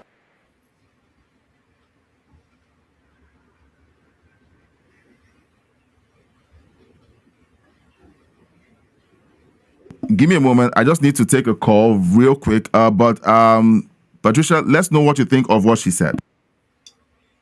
Well, I think she is totally right that, you know, to make two wrongs come up, that woman, whoever attacked her over this shirt, has her right to her opinion. But I don't think she has a right to harass a customer when she's on the job, because that's just bad PR all the way around. That's just bad. And she should be reprimanded. Whether or not she loses her job, that should be up to the Target policies. All right. Let me check to see if I got the video of the incident. I want to play the video of the incident. Me, if I was her boss, she'd be out of there. Yeah. So Not let's listen. because of Charlie Kirk, Yeah. but because of how Charlie she Kirk. Yes. Oh, yes, I know. Yeah. Okay. So this is the incident. Okay. The Charlie Kirk shirt. Yes. Oh, yes, I know. Are you stupid? No. Why the would you wear that? You're at work at Target. That's not a Target shirt. It's not a plain red shirt.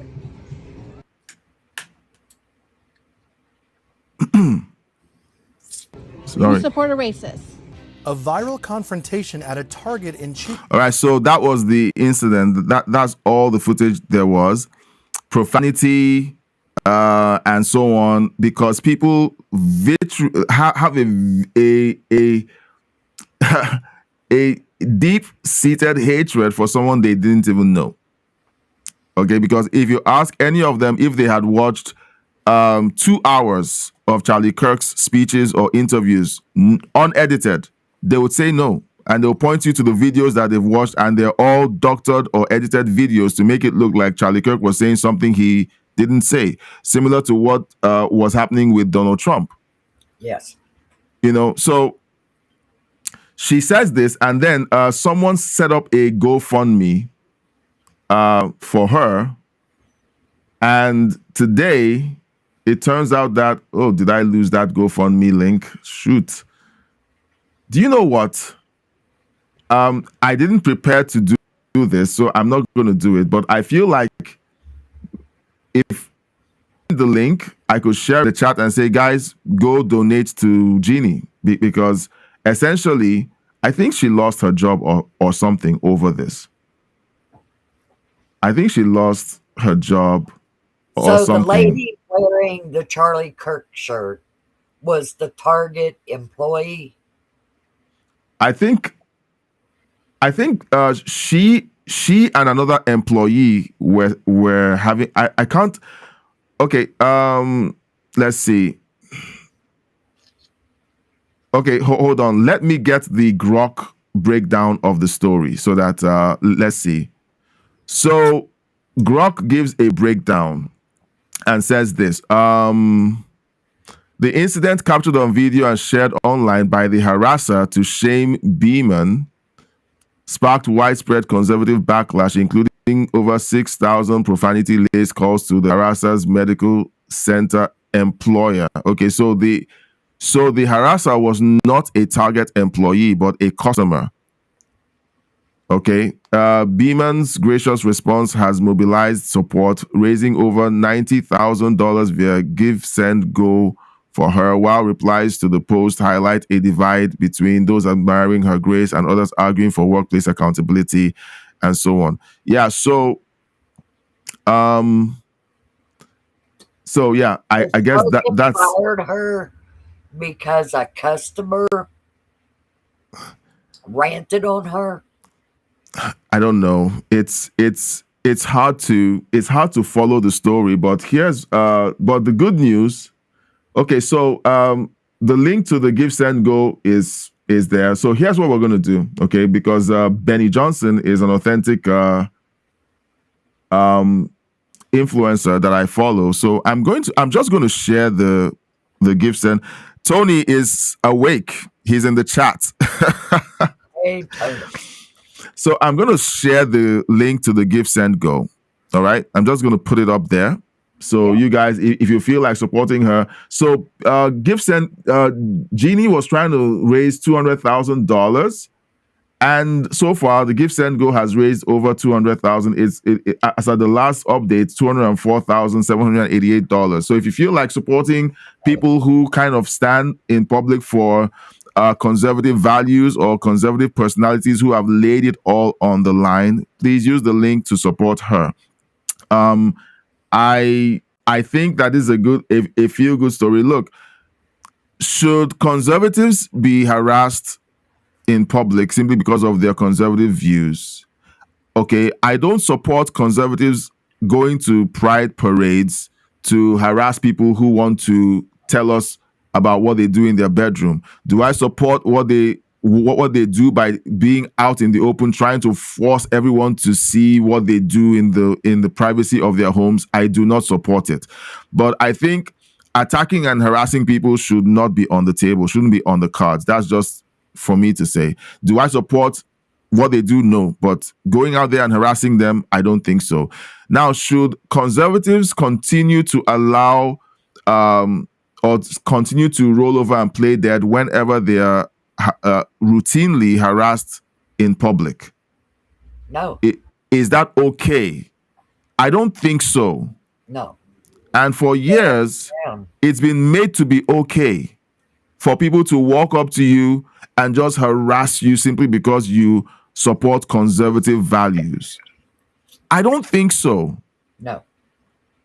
I don't think so. Not a good idea to stand there and take that kind of stuff, because yeah, if you do, the next stage of that is them laying hands on you. Yeah. So that's why you should stand firm and back them down. Yeah. Intergalactic Wrangler says, it's really up to the company policy. Well, it's a customer who walked in and said, and you know what? Yeah, the customer is always right, but sometimes some people act like idiots. Like your job is to come and buy your groceries and walk out. That's not a rally. It's not a political platform for you to take, because she essentially took a video of her. She was minding her business, doing her job, and this lady, I'm sure that if Tony was on, he would have some choice words for her. So, Tony, you missed your opportunity. You get stuck in the chat. This lady decides that she's going to essentially film Jeannie to shame her and to let everyone know that she's a bad person for wearing a Charlie Kirk t-shirt. Charlie Kirk was not a racist. He was not a misogynist. He was not a hateful person. He was not a bigot. And yet they continue to spread this idiotic lie and try to make it look like, look, the idea is to say it enough times where Charlie Kirk's legacy is destroyed. That's the intention. And do you know what? Like, we have to draw the line, okay? Should Jeannie forgive her? Yes. Yes. Should she back down from her? No. No. Should this person be sanctioned by her employer for being a complete idiot and misrepresenting the brand of the company because she walked in there in her scrubs? I think those are her scrubs, unless this is a picture of the person from their social media profile. Okay, so I think that's what this is. So that person was identified, and that's the source of this photo. I don't think she walked in her scrubs, but if she did, that's a problem. She's misrepresenting her company or her employer. And I think if you have people like this go out there and act the fool, they need to be fired, or at least put on suspension for a week or two. Because you can't continue, like, this can't continue to happen. But you know what? If the employer holds to the same values as she does, then it's totally fine. They will continue to pay her and give her a thumbs up and an attaboy for what she did. I wouldn't trust a company that did that. Exactly. So when I asked the question, should we tolerate it? Tony says, oh, hell no. So, and then Intergalactic Wrangler says, is that Karen? Yes, it is. Yes. Okay, so look, as a Christian, I believe I am a pacifist. Like, I am a pacifist down to my bones. I never engaged in fights in schools. I fight like a girl. Okay?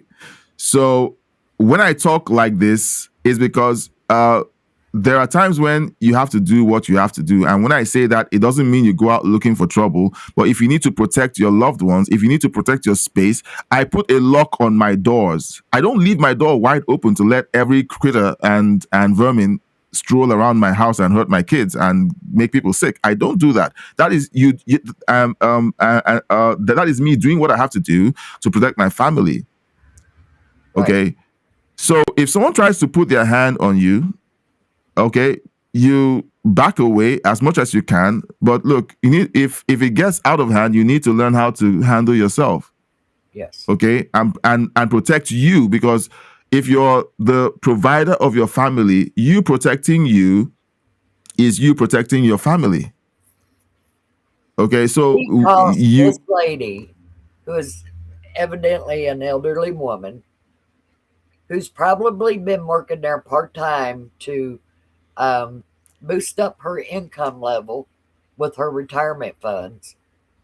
And here this lady comes in there to pick a fight because she doesn't like a shirt and get her fired. Yeah. That other woman, the woman that started that, should lose her income and learn how you should not attack somebody because of their beliefs in a workplace.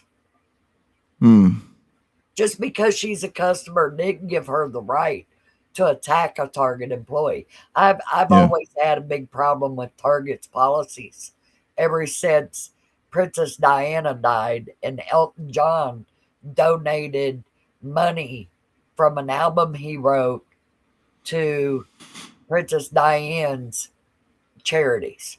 Yeah. And Target sold those CDs and would not send the money to the donations. Are you joking? No, I'm not joking. They refused to pay it out. And ever since then, I have no use for Target. Wow. That somebody would do something that's sleazy.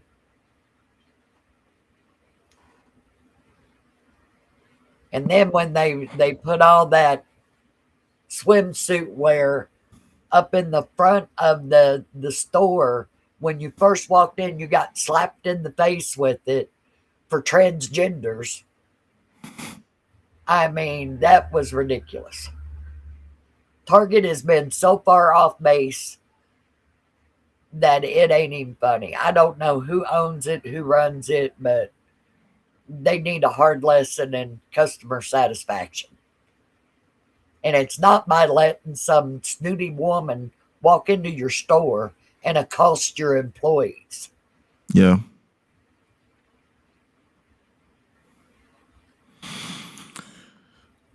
So guys, in the chat, do you want to call in? The link to the call in is pinned in the chat, and then you can join. The poll is going on. We have answers in the poll on the main channel, and then we have no one is taking the poll on the backup channel, but we have viewers on the backup channel. So I want to thank you. Now we're going to be closing the poll and letting you know what people think, but it's interesting to watch how people are reacting to Trump's speech. Okay, currently we have 67% who say that they approve of Trump's speech, and then we have 33% who say they don't approve of Trump's speech from last night. So we're going to end the polls in a bit and then let you know the final count. So today's news has been very interesting. It's been focused more on the economy, but then again, with people acting the fool and trying to hurt other people because they don't pray the way they pray, worship the way they worship, it's just total clown world on steroids, like my favorite Senator John Kennedy says. You know, you have people who come into the United States or into Europe. My goodness, be grateful. You came from a country where nothing works. Be grateful. You know, don't come in and look. I don't know. I don't think I should end the live stream on a sour note by being upset, because this is a feel-good story right here in front of us. And then now I'm going back to It is so awesome that money has come through for her. Oh yeah, and please, if you're watching, support her. I posted the link to the campaign. I think it works. Hold on, let me test it. I hope it works. That Karen that accosted Yeah, it does. is turning livid green. Oh yeah, so wow. Between this post and now, she has raised an extra $20,000. So currently she has raised $224,050. Oh no, $224,000 and $224,050. I think that's the way to say it, not 50 cents. So it's really like, okay, I'm gonna copy it and put it up on the screen. Look, guys, I know that hopping on stories like this might seem tired, but you know what? We have to call out stupidity and insanity wherever it shows up. All right. This is the the Give Send Go campaign. All right. I would recommend that you guys use Give Send Go if you're trying to do a fundraiser. Don't use GoFundMe because they were really they treated conservatives badly during the pandemic. So please use Give Send Go. If you can't give, it lets you pray or it lets you share. I have shared this link. Please go there and support her. Okay, so far it says that she has raised $224,060 already. I just refreshed and it went up.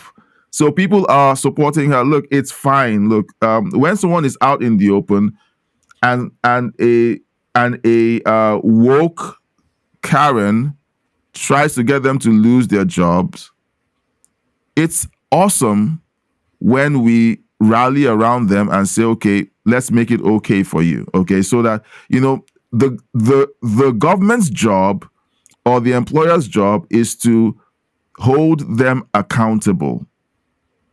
Okay, you hold these individuals accountable. The job of us conservatives is to support the people who are being attacked. So I guess I've said enough on this situation. Okay, guys. So let's land this plane. All right. So you guys have been great. We've had an awesome. Hold on. Let me arrange my screen. Jeez. Let's land this plane. We're gonna take the last few comments in the chat, and then we're gonna end the live stream. Intergalactic Wrangler says, target policies are bad, so left and unappealing. They pushed LGBTQ a lot. Yeah, Patricia just called that out. You know, during the LGBTQ insanity, where Bud Light was making their repackaging for Dylan Mulvaney and all that, they haven't recovered. And I don't think they will ever recover from that.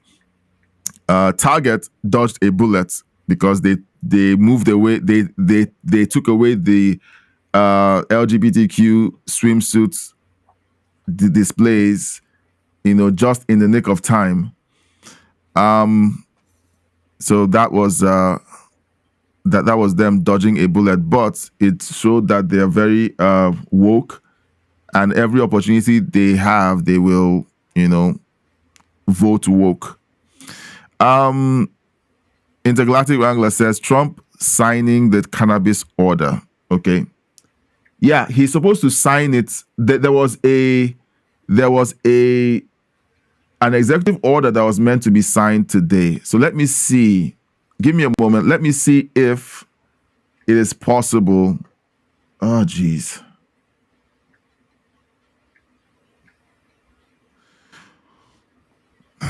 All right. Sorry. Let's see if the executive order signing is happening now so that we can join it. Hold on.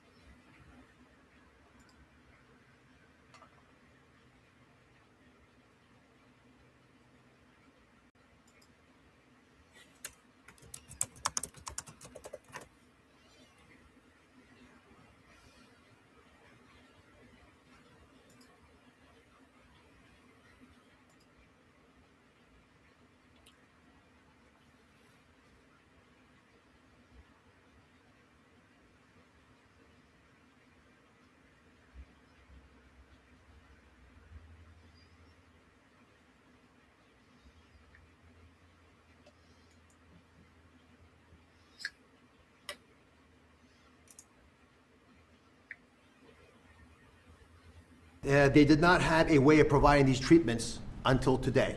With the president's insistence, that's all changes. The Innovation Center models are going to allow millions of Americans on Medicare to become eligible to receive CBD as early as April of next year, and at no charge, if their doctors recommend them. Thanks to the hard work of the entire CMS team, especially Abe Sutton and Gita Dio at the Innovation Center, the accountable care organizations in this country working in Medicare will be able to provide these products, again, at no cost to patients. Medicare Advantage insurers, and we've been calling them, are also agreeing to consider CBD. Really know what they're doing. They're pretty amazing.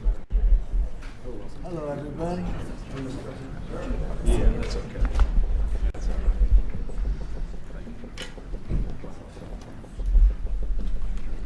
Thank you very much.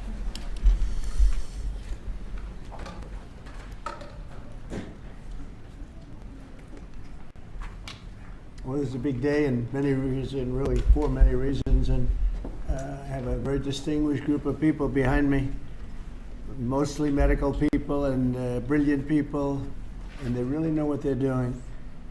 And I just want to thank them. They truly gave their lives in terms of the time and all of the incredible work they've done over the years in arriving at the position they have now, most respected people in the country.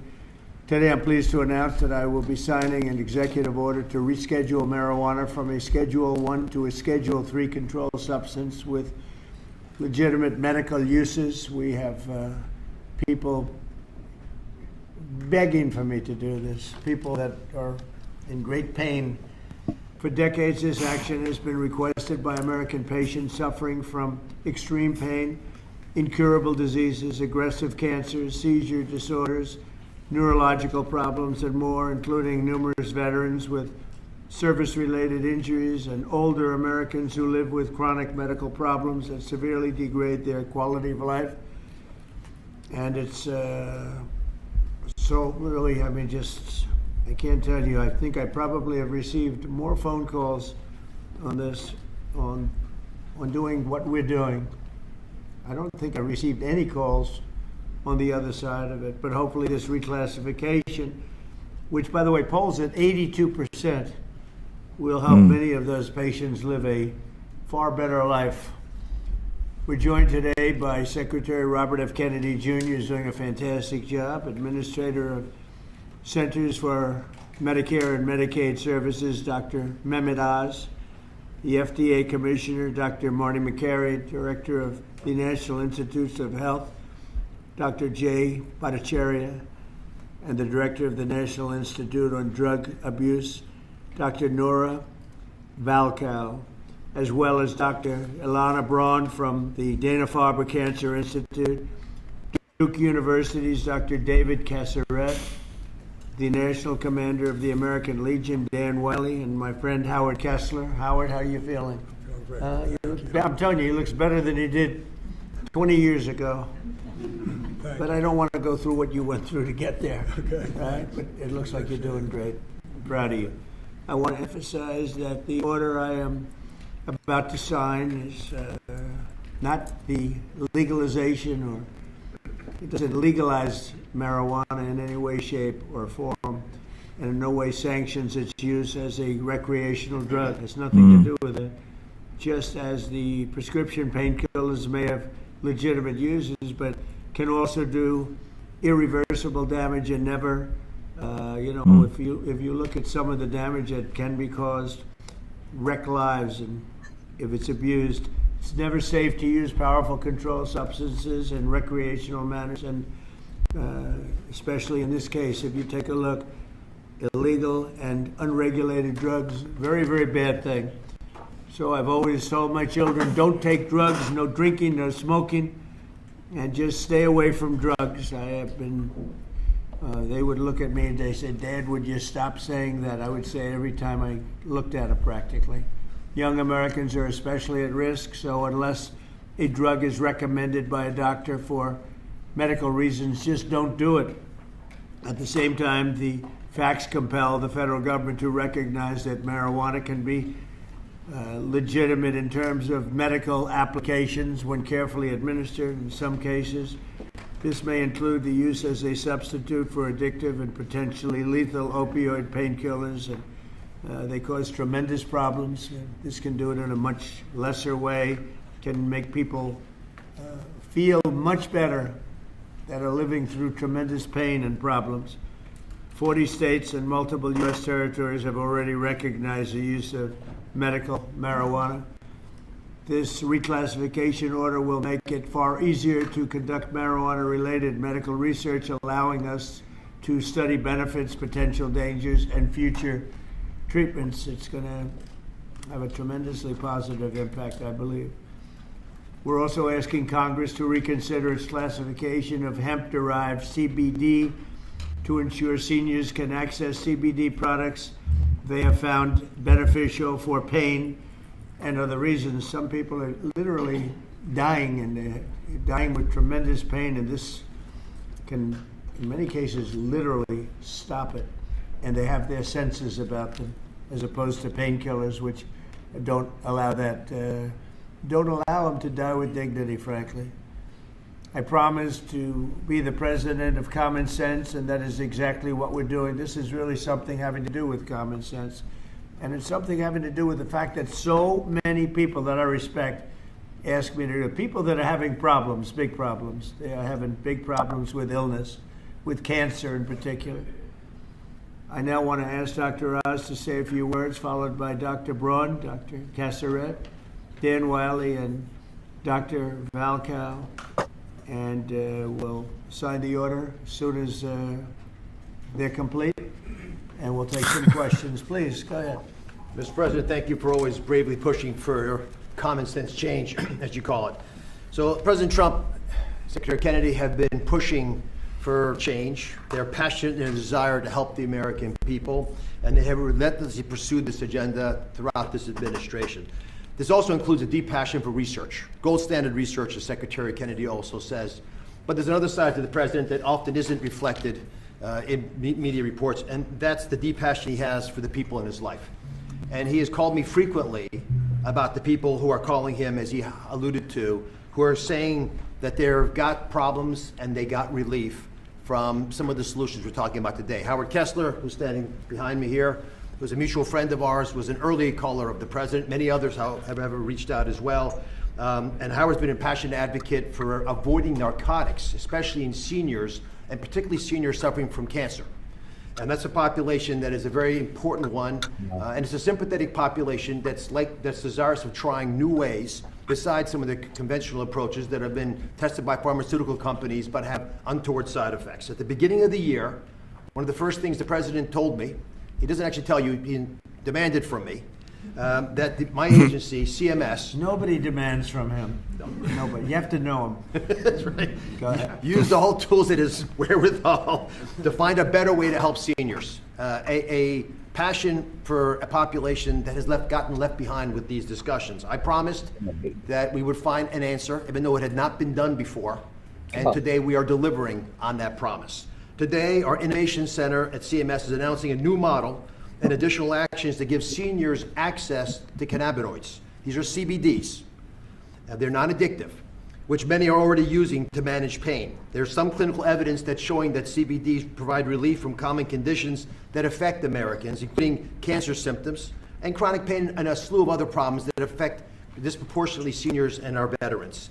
And 6 in 10 people who use the CBDs report that they improve their pain. I think all of those people are calling the president, judged on the number of calls in the support of what we're doing today.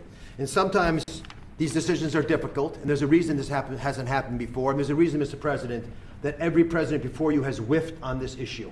It's tough.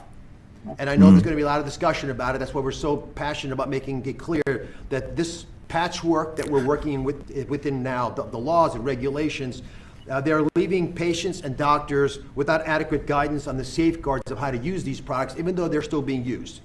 At Medicare, we cover 68 million Americans, including people under the age of 65.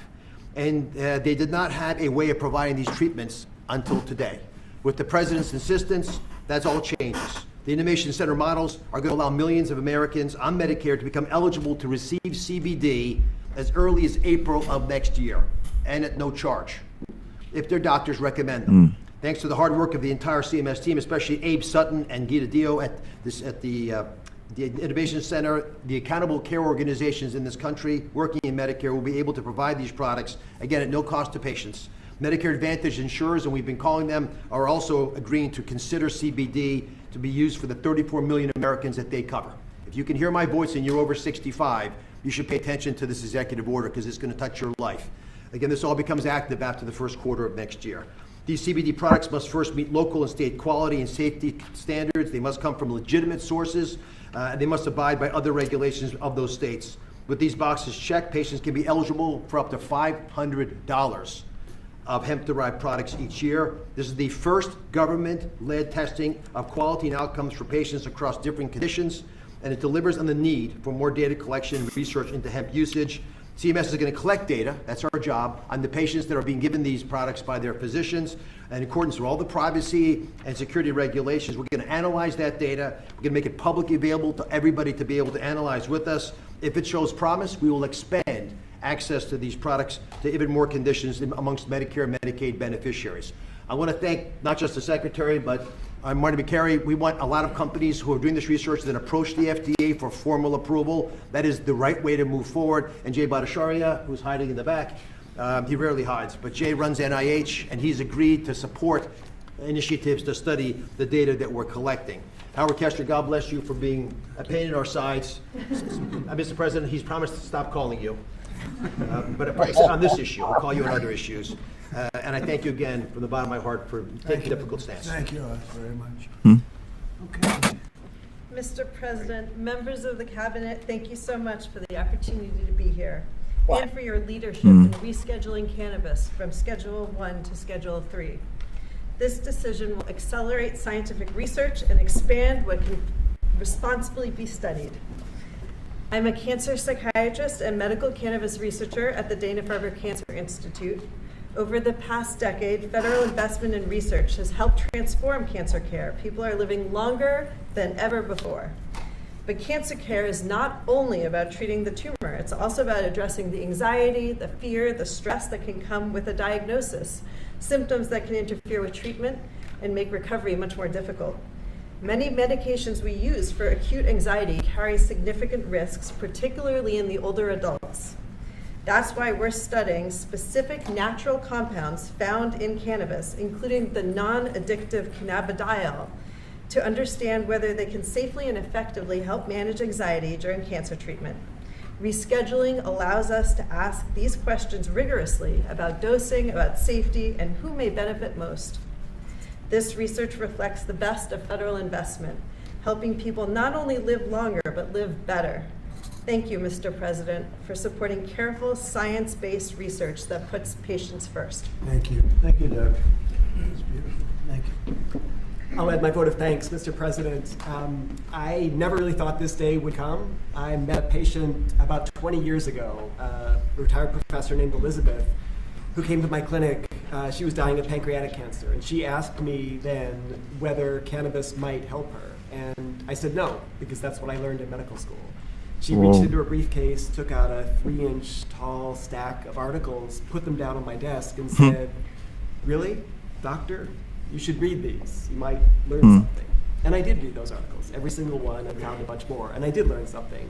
I learned that there actually is some medical benefit to cannabis that I had not anticipated, never heard about in medical school. And I learned that there was a lot we don't know.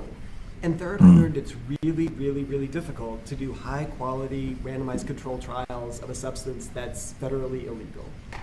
This rescheduling has the potential to change all of that and to rewrite the way that we do research related to cannabis in the United States in 3 ways. First of all, it'll democratize the research process so that all academic institutions can participate in research, not just elite academic medical centers. Number 2, it'll give patients and researchers access to highly refined, reliable sources of cannabis rather than relying on 1 or 2 sources around the country. And last but not least, it'll let us do the sorts of large-scale randomized controlled trials that we do in oncology and cardiology, not dozens of patients, but hundreds or thousands of patients. That's how we learn, that's how we produce valuable knowledge that's useful in guiding treatment decisions. Mr. President, without you, this never would have been possible, and my patients and I and all of our families are grateful. Thank you. Thank you, Doctor, very much. Thank you very much. Mr. President, I am Dan Wiley, National Commander of the American Legion, representing 1.5 million veterans. We are the largest veterans organization. We have 2.5 million members of our American Legion family. And I want to start by thanking you for your leadership on this issue. This issue is extremely important to the American Legion, and I want to thank you on behalf of the veterans who are going to benefit from potentially the research regarding this issue. Also want to thank you for your VA Secretary, Secretary Collins, and his work on difficult veterans issues with us this past year. The VA has worked with us on our Be the One mission, which is a mission to fight the epidemic of veteran suicide. Veterans are disproportionately affected by conditions such as PTSD, TBI, depression, and chronic pain. And with this reclassification, it will allow research to be conducted with regard to cannabis. There is anecdotal evidence that cannabis benefits these conditions, and now we'll have an opportunity to see if research does prove that it is effective. And if it is so, then it'll open up a whole new method of treatment for our veterans with regard to this particular issue. And so, again, I just want to thank you for your leadership, and thank you on behalf of the American Legion for this executive order. Thank you. Such great people. Thank you very much. That have President. suffered and will suffer a lot less now. You're right. Based on what I hear. Good Anybody afternoon. else, please? I'm Nora Volkov. I'm Director of the National Institute on Drug Abuse. And for us, that rescheduling opens the door to actually be able to accelerate the rate at which we can do research and discovery. And research is crucial in order for us to, for example, understand what may be and for whom the dangers of cannabis. Yes, cannabis can be addictive. And certainly people, adolescents and children may be the most vulnerable. But we cannot close our eyes to research and the opportunity that we are hearing from patients that for some of them, cannabis can solve their problem. And so what we need to do is do research, number one, to understand what are those conditions. Number two, in order to be able to optimally learn how to use it. And to understand, number three, who is at danger. And it is knowledge that will allow us to optimally take the benefits that may be behind cannabis, as research shows, but on the other hand, also enable us better to do prevention interventions to protect those that are most vulnerable. So thanks very much. Great job. Thank you very much. Thank you, Doctor. Bobby, do you have something to say? I'll just echo thank you, Mr. President. Thank you for your leadership and vision and finally getting to closure on this issue. This is a question, a scientific question, that has divided our country for many, many years. And there are valid claims on both sides. On one side, patients and physicians attest that cannabinoids and THC can have miraculous effects on chronic pain, on epilepsy, on PTSD, on chemotherapy-induced nausea. My friend Howard Kessler, without whom we wouldn't be here today, drove this change in the schedule. And he did it because of his own experience in mitigating the impacts of chemotherapy. Is nothing to gain from this. He just saw something that worked for him, that worked for thousands of other Americans, and he wants to make it available to them. On the other side, there are valid claims about the negative impacts, about addiction, about psychosis, about adverse public health impacts, and impacts particularly on young people. So we haven't been, the evidence on all of these is anecdotal and it's hypothetical because we have not been able to do scientific studies. There is no standardized dosing. And if you don't have standardized dosing, any study that you do is comparing apples to pears. And we don't know the difference between botanicals and synthetics, and all of these questions we're now going to be able to answer. 5 administrations have promised to act on this issue. The Biden administration promised to do this, and the proposal began during the Biden administration. It got mired down in the chaos and inertia and disorganization of that. And I want to thank President Trump, who made the promise during the 2024 election that he was going to come in and solve this issue, that he was going to take decisive action, and he has kept that promise today. And so thank you, for President Trump, for your vision. And because of that, we will have answers very soon. This will finally allow us to study this issue and to answer these questions for the American people. Thank you very much, Bobby. Howard Kessler, a friend of mine, one of the most successful people in the country, came to see me on more than one occasion, actually. And he had some real difficulty about 3.5, 4 years ago, and he went through hell. And during his going through hell, he probably sampled everything you can sample when you're going through that, Howard. Sure. And he came to me and said, there's been nothing like this, and we're going to have to take a good, strong look at it, and that's what he asked me to do.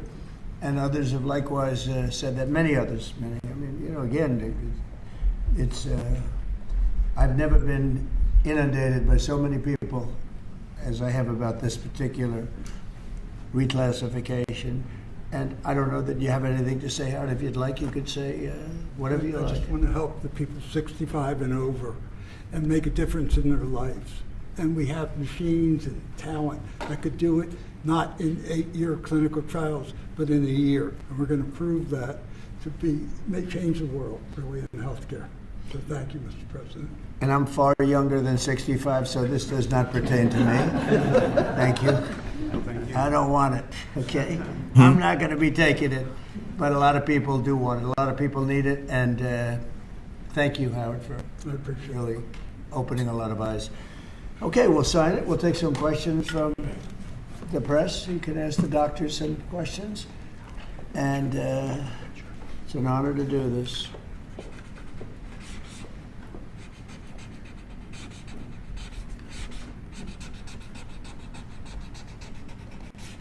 That's a good one. We rate that.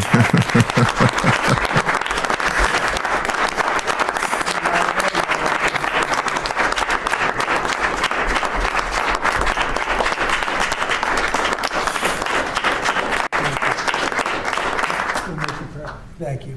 Thank you very much, everybody. Any questions, please? Mr. President, Yes. a health-related question on your health care plan. You've said you want to make direct payments to Americans, but these Obamacare subsidies are expiring now in a matter of just a few days. More than 20 million Americans are now bracing for their premiums to skyrocket. Are you going to let this happen, or will you intervene? Yeah, they will skyrocket because it was never any good. I'd like to see the money that is going to the insurance companies by the hundreds of billions of dollars. You know, the stocks are up 1,400%, 1,800%, and 1,624%. The stocks are up through the roof over a fairly short period of time because they're getting vast amounts of money. I want that money to go to the people directly and let the people buy their own health care. And they'll get much better health care than they get with the Unaffordable Care Act, as it's known by a lot of people. It is virtually unaffordable for people. It's a bad thing. We can have a great thing. Let the money go directly to the people and let them buy their own health care. But this is an urgent problem, Mr. President. Is there anything you can do now, Mr. President? Can I answer, Mr. President? This is going to be right now, as far as I'm concerned. Go ahead. We just got data today. We have federal exchanges where people come shopping for the ACA. And the president hasn't heard this yet, but we've talked to the team. The percentage change from last year was down 2.7 to 2.8%. Not the massive numbers that have been predicted. And there's many possible reasons for this, but right now Americans are signing up for these programs despite all the things that have been going on. 2.8% is a tiny fraction of what many had claimed would happen, and I think it speaks to the fact the American people appreciate these ACA plans are already subsidized over 80%. So it's a good deal, even if you don't get the extra 15-20%. It's a great solution to much better health care at a much lower cost. Yeah, please. But do you want Congress to extend these ACA subsidies? Well, I'd like not to be able to do it. I'd like to get right into this, and I'd ask Oz this question in particular, but I'd like to see us get right into this. I don't know why we have to extend This could be done rapidly if the Democrats would come along. We have a problem. The insurance companies own the Democrat Party. They own it. And the Democrats having a hard time. They give a lot of money to the Democrats. Very little money to Republicans, by the way. A lot of money to Democrats. And they're going to have to decide, do they want to do the right thing or do they want to be beholden to the, insurance companies? They're making a fortune. I want the money to go to the people. Go ahead, Ars. How would you say that? I agree with the president. We have some ideas out there. Congress is working through some concepts. I just want to emphasize that the ACAs are not imploding based on the data we just received from the federal marketplace. This can go very quickly, actually. Yes, please. Mr. President, can I ask you, clarify something for me on the Federal Reserve? How many people are you interviewing for the Fed chairman, and what did you think of Chris Waller?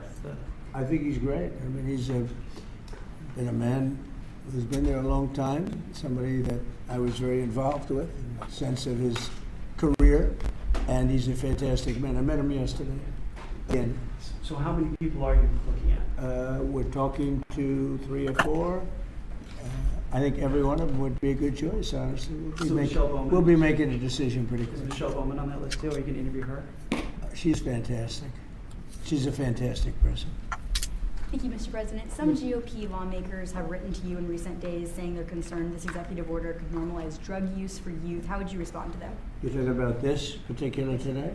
Well, I think I'd let one of the doctors respond to it because they can do it a lot better than me. But I can only tell you that when you see polls of 82% of the people want this, when I have friends that are really, really sick and they've gone through, I guess you could say, unfortunately, I don't want to become too involved in it because I don't want it happening, but these are people that really know what's going on. Very smart people. This is one of the most successful people in the country and a very brilliant guy. And when they go through this horrible ordeal of cancer or other things, and they realize that this is something that makes them feel better without all of the side effects of some of the drugs where you're just totally knocked out and out of it. But I'd like to have one of the doctors maybe respond because you people do it better than anybody. I'm happy to respond. Yes. I mean, and my answer is we have had cannabis scheduled for how long? And it hasn't protected neither the adolescents nor the adults. We have 20 million people in the United States with a cannabis use disorder. This is not legalizing it. It's making easier to do research so that we can use it when it is indicated and optimally. So it's also a big part of this is research. In other words, you'll now have a much larger sample and you'll be able to see if it's as good as many people say it is. I mean, people say it is beyond good, and you'll be able to find that out now. On housing, you talked in your address last night about housing. Yeah. Are you still considering a national emergency over housing? I'm looking at it. What would that look like? What would that mobilize? You know, there's two thoughts on housing. You have a lot of people have housing that because we have such a strong time and such a strong market there, houses are very valuable. It's a big part of their net worth, their house. I don't want to knock those numbers down because I want them to continue to have a big value for the house. At the same time, I want to make it possible for young people out there and other people to buy housing. In a way, they're at conflict. In other words, you create a lot of housing all of a sudden and it drives the housing prices down.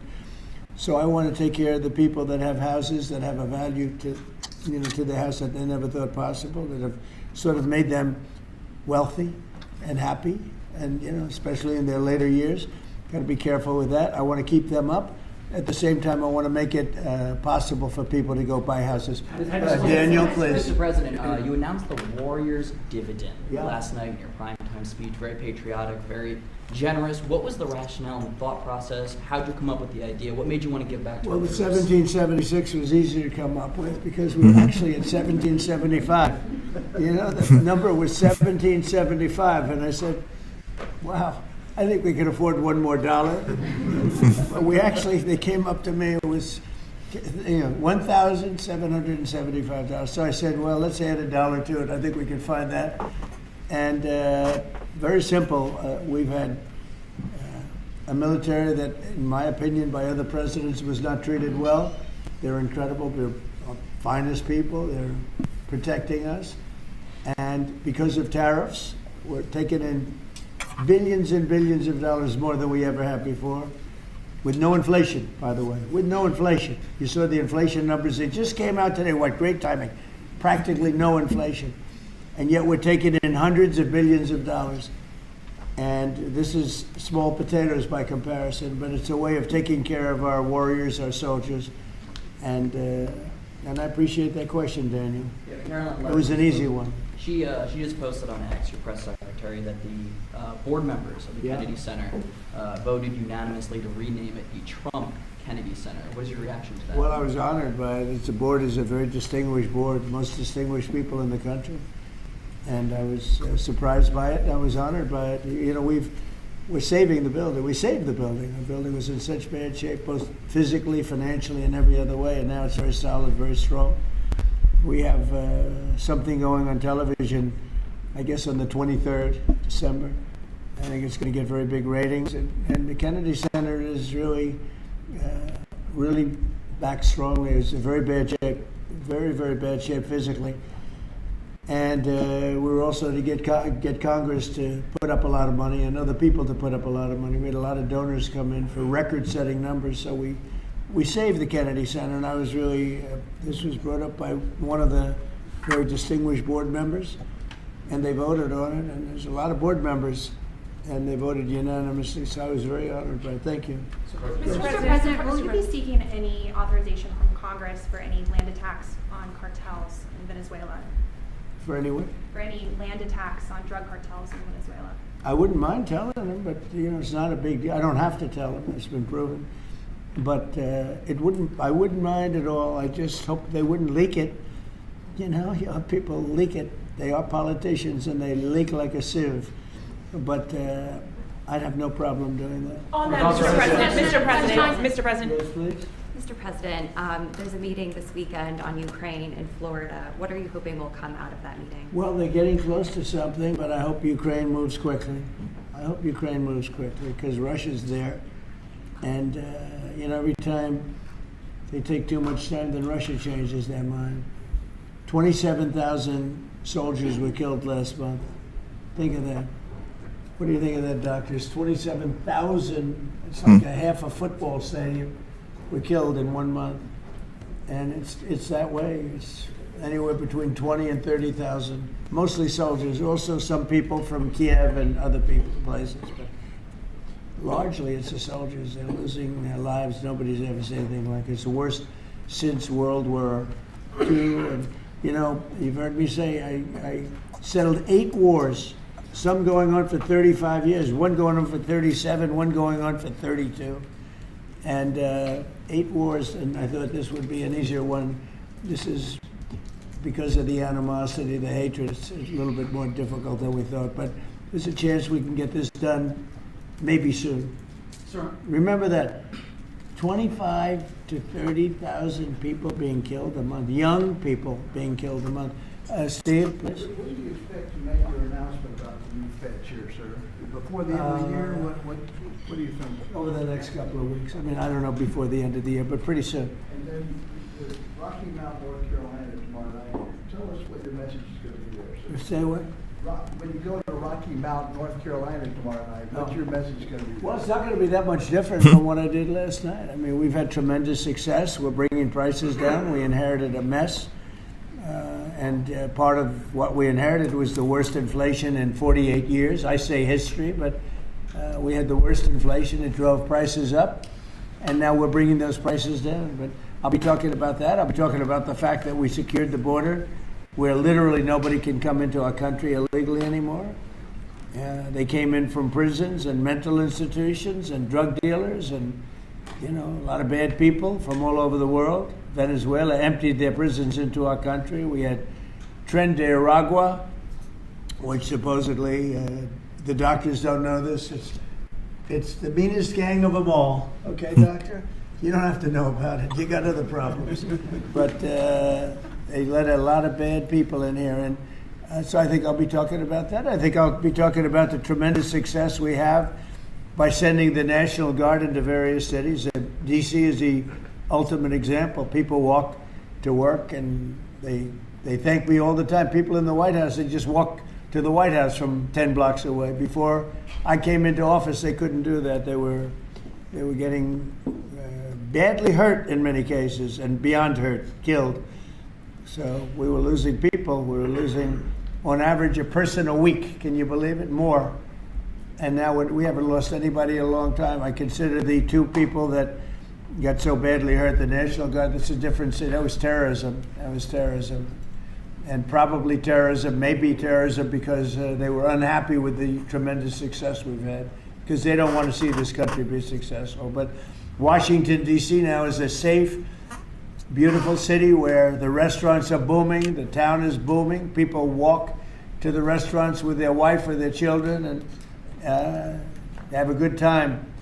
We were losing all the restaurants. We were losing our life in this. We were just the whole heritage of Washington, D.C. was down the drain, and we brought it back. And now everybody's thrilled to be here. It's the hottest. It's a part of the hottest country anywhere in the world. We become, in 10 months, the hottest country anywhere in the world. And I say it all the time, we were a dead country 1.5 years ago. Do you expect to meet Prime Minister Netanyahu while you're down in Palm? Yeah, he would like to see me. We haven't set it up formally, but he'd like to see me.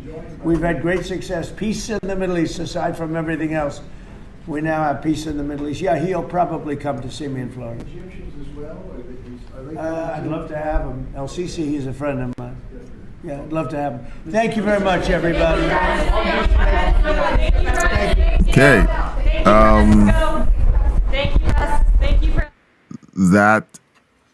That was interesting. So we have a few remarks from Intergalactic Wrangler in the chat. He was just goofing off in the chat. He was having fun in the chat. So again, guys, keep your chats coming. Don't forget to like the video, heart in the comment section, okay, just to send out good feelings out in the YouTube universe, to let YouTube know that that this is good stuff and they should be sharing it to people just like you. Yes, exactly. send the heart emoji. Just hit the heart, and let YouTube know that they should ship out this video to more people just like you. I'm going to be catching up with the chat. So Intergalactic Wrangler was just goofing off. He says, puff puff past my G. Basically, the cannabis, the CBD executive order was something that personally I found controversial when I first heard it, and I've been hearing more and more about it, and getting to understand what it is and how it works.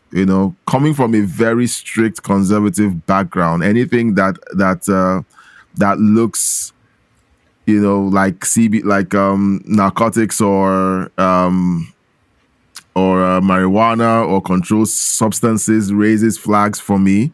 So once I heard about that argument, especially coming from Joe Rogan and a few other people, I was like, why is it so important? But looking and doing a deeper dive, I understand that it is something that is very important. And whenever pharmaceutical companies push back on these things, my antenna goes way up. It's like, okay, so what don't they want us to know?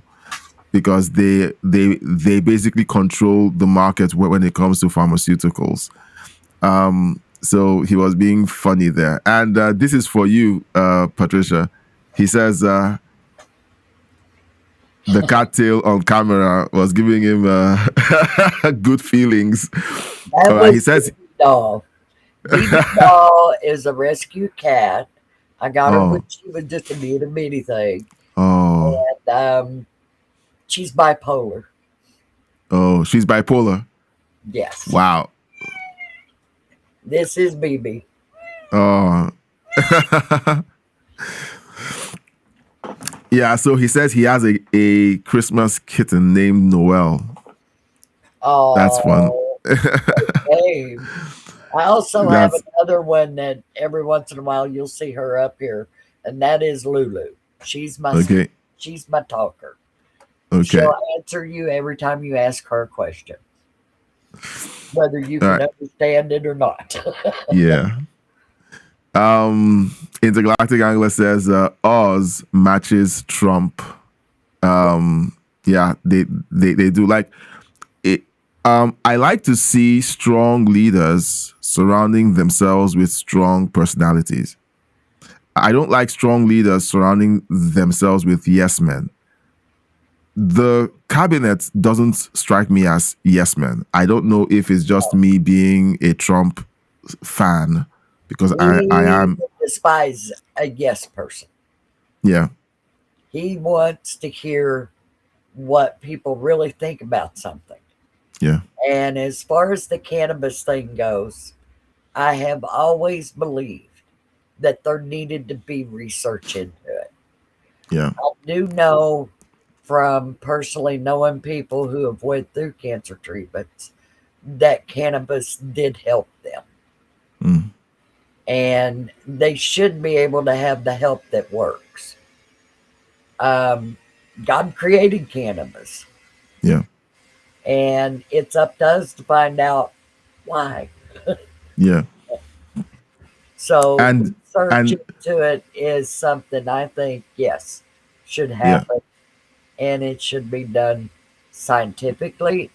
Find out what's going on when patients use it, how it benefits them, and go from there. I But agree. I also know the dark side of cannabis. Yeah. And that dark side can make people schizophrenic. It can make them so totally zoned out that they can't think properly. And using it recreationally like you would an alcoholic beverage, no. Yeah. Yeah. Because Yeah. I have And- a problem with people abusing alcoholic beverages also. Yeah. That's not saying I don't drink and that I want to ban drinking from everybody. It's just one of those things that I don't think it needs to be a recreational drug. Mm. It's a drug. Get over it, people. That's what it is. It is. And when we're trying to get the illegal drugs under control, we don't need a substance out there saying, oh, but it's okay. Yeah. That's going down the rabbit hole. Yeah. But using it for medical practices, I can see that happening. All right. I totally follow. I agree. And you know what? It's a good idea to figure out how this works, what dosage works, and understand everything we can about it. Is triggering those reactions in the human body, Yeah. not just get high. Yeah. And that's something, I mean, if you look at some of the drugs they treat patients with these days, you can trace it all the way back to a natural herb, Yes. digitalis. Yeah. That's one that comes to mind. That it comes from a flowering plant that you can grow in your garden. Mushrooms. They like they the psychedelic mushrooms. Like they're all out there in the wild. And yet a lot of people do not realize that the only way that you can get vitamin D besides from the sun is from mushrooms. Okay, I'm just hearing that for the first time. Thank you once again. Especially mushrooms dried in the sun. Yeah. And people have wondered for years how they can get vitamin D into a carton of milk. How does vitamin D fortify a food? Because you can't capture sunlight and put it in the milk jug. Yeah. And nobody realized it was coming from mushrooms. Yeah. Again, intergalactic. Yeah, go ahead. Intergalactic Wrangler says, it's funny they are wearing the science outfit. Well, it's what they do. It's a photo op. So let's just call it what it is. It's to validate the fact that they are scientists. They're, if they all showed up in suits and you took a look at the photo in 20 years, you wouldn't know what was going on, or unless you read the caption. So you need it's all about framing. The white lab coats, it's like, oh. Yeah, this is serious. It's serious business. Intergalactic Wrangler says, what I heard was, make good weed. Make weed great again. I don't think a lot of people realize that there were very few universities allowed to grow marijuana and test it, research it. Very few. I know that the University of Kentucky was one of them. And they had a controlled grow of a small plot of land of cannabis. But there has been so little research done on this that it's not even funny, and it's been needing to be done for years. Yeah. It has. Because if you look at and I never could understand why America allows drug commercials on TV. Oh, if you have this, ask your doctor about this drug. And then they give you a whole list of bad side effects to it. And by the time I get through hearing the side effects, I'm going, I don't think so. Yeah. No, I don't want to take your drug. It sounds like it will kill me. You might feel some paralysis on the left side of your face, but consult your doctor if symptoms persist. Like what? If your throat swells or you feel dizziness, and I'm going, say what? Intergalactic Wrangler says, I'd love to see Trump smoke a blunt. It will be epic. He would never touch it. No, he wouldn't. He would never. No. But I did see one test of using cannabis with a Parkinson's disease patient. Yeah. And if you know anything about Parkinson's, it's where people's hands and even their heads won't stop shaking. And I watched this man within a few minutes stop shaking completely. Okay. No shakes in his hands, no shakes with his head. Totally just no shaking. Perfect. And when I seen that, I said, there needs to be more research done on this. Yeah. Because people could be helped tremendously. And instead of looking at it as a recreational drug to get people high. Yeah.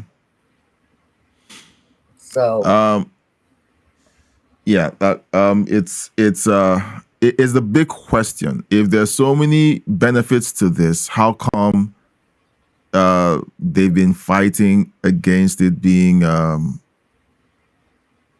scheduling being changed so that more research can happen? I think the biggest fight on it, if you go back to World War, I think it was 1 or 2, Kentucky was known as the most productive hemp growing state in the world. We grew up here to supply material to make ropes for the war. Yeah. There's a plaque in Lincoln County Courthouse commending farmers for growing hemp for the war effort. There is a Lutheran church in Lincoln County that the altar is decorated with carved hemp leaves. And a friend of mine who was Lutheran that moved here from Michigan went to that little church. And after she went, she called me and she says, Patty, you need to explain to me why you sent me to a church that has marijuana leaves on the altar. And I said it was carved to honor and commemorate the farmers for growing hemp for the war effort. I said that's what it was about. And to this day, there is wild hemp that comes up in this area that sometimes gets confused with people growing marijuana. And you don't want to smoke the hemp. The hemp is a total different plant from cannabis. Okay. And you can buy, I've got hemp rope or cord here that I string jewelry on. And if you smoke that, you will have a headache that no amount of painkiller could take away. Because it's not marijuana. It will not get you high, but it will make you deadly ill. Wow. So growing hemp, I always said that we needed to do it. They're growing it in Europe. Yeah. I think Britain, and it's a one-man operation. You saw it like a wheat field, take a cutter through there, then it rolls all the hemp stems up and bales them, and that's it. Crops over. But the products from hemp, like paper, particle board, canvas, shoestrings, cord for jewelries and stuff, is unlimited. Yeah. And even clothing. So grow the hemp. If somebody wants to smoke it, have at it. Don't call me or complain to me for 3 days. Yeah. If you want to do that to your brain, go right ahead. Before we go forward, I want to say thank you to Intergalactic Wrangler for alerting us to the press conference. I got the alert on my, because I follow the White House press alerts, and it says it was a closed press briefing, and I was like, at 2:30 my time, I was like, okay, fine, it's a closed press briefing, so I wasn't paying attention to it. And then Intergalactic Wrangler says it's on, and I'm like, okay. Then my lightning fast mind decides, okay, let me try something, and it works. So that means that we can literally live stream into these things now. So thank you to Intergalactic Wrangler for making sure that I fixed the audio issue. So that's amazing. I'm so glad we were able to do it. Yeah, that was good news. That was really good. All right. Let's see. He also says Trump is fighting the deep state. That's a long road. God bless him. That's why I said earlier in the live stream that our focus should not be on who's going to be president next, but the voters, the voting days. 3 more years to go. Yeah. He has 3 more years. And what he's been able to do in the first 11 months. He has put holes all over the Democrat agenda. Yeah. It's got big missing parts now. It's got things that were just blown completely outside of the room with it. And every month that's went by, he's just destroyed it that much more. Yeah. Just by doing what's right. Yes. That's what's so crazy. Just by doing what's right. Yeah.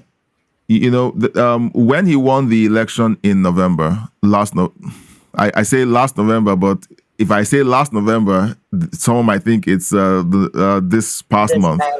November 2024. I stood up late. I was watching the election count. I had the PBD podcast on one screen.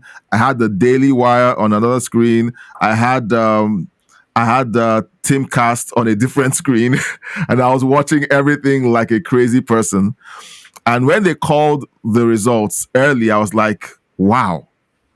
Because I was I was scared to go to bed because the last time I was tracking the presidential election and I went to bed, I woke up to bad news. Yeah. So I stayed up. I wanted to watch this like a hawk. And they called it for President Trump. And once they called it, I felt in my heart, you have 4 years to get anything you want to do done. And I was like, what do you mean by 4 years? You know, and essentially, I feel like many people have an opportunity to start a business, create a career in content creation if you're a conservative. Do whatever you need to do under the Trump economy, because it's freeing up so much opportunity now. It may not look like it now, but with all of the things that have been freed up in 2025, it's like there's going to be a flood of openings in 2026 and then 2027. Okay, Well, so it's going to be cheaper to do it now yeah, and easier than to do it later. yeah, So if you're thinking about a business or developing a product line or something like that, do it. yeah. You know, You've got 3 years water left now. and go for it. Yeah. You've got 3 years left, 3 more years, and then you begin to say, well, I should have done it. So guys, it doesn't mean that something horrible is going to happen. It just means that there's an opportunity. Like, it's better to essentially be at the very beginning, okay, of the entire thing. It's easier, it's cheaper. I don't know how else to say it. And don't be afraid to do it with the ideal that, oh, what if in 3 years it's not so good to do it? Yeah. Sure, your business is fail safe. Yeah. Put back money for those tight spots Yeah. to see you through the rough spot. Yeah. And Yeah. if you Don't do that, you're more likely to survive it. Yeah, don't spend it all on new cars and stuff that's a waste. Just save it and plan. Be strategic. One of the things that helps with watching the news is you begin to see patterns. Yes. You see what's going on in the news, and then you see what's going on in the stock exchange. You begin to see patterns, and it will help out with some of the decisions you're going to be making over the next couple of years.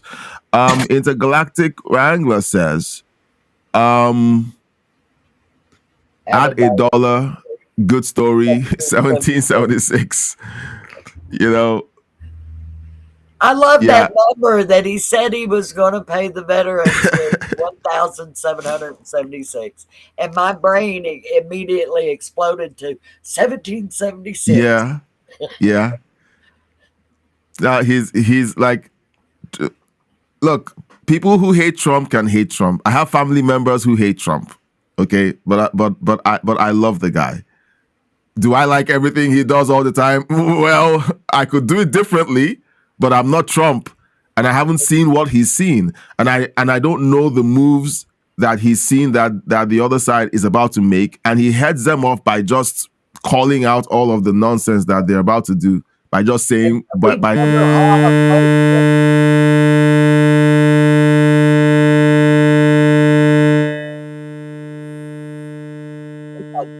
Got my 3i Atlas. There is a horrible hum in my audio. And I've lost all audio on here.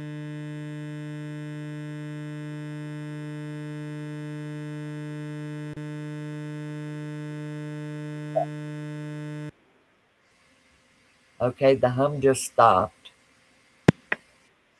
All right. You're, So was that me? I don't know. It was a horrible hum that came over.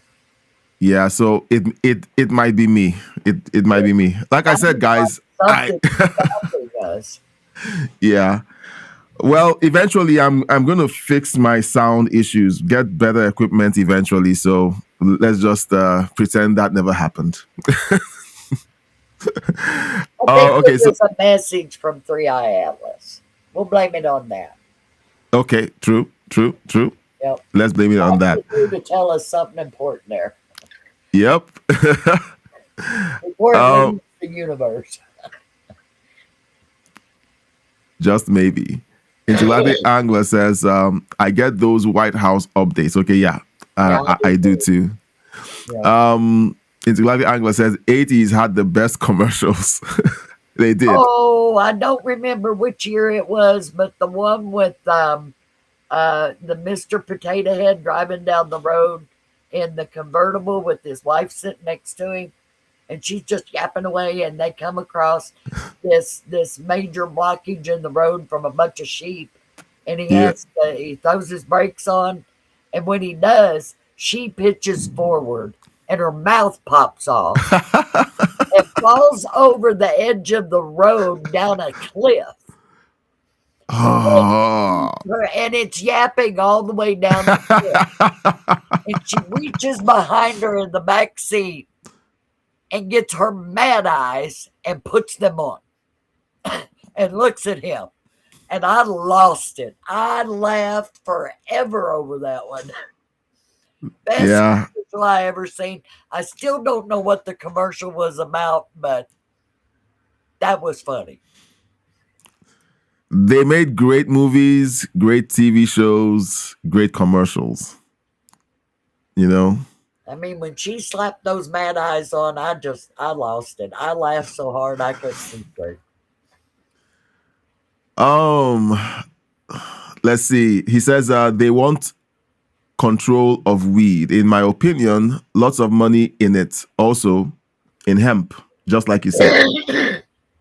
Now, here's the funny part about the cannabis.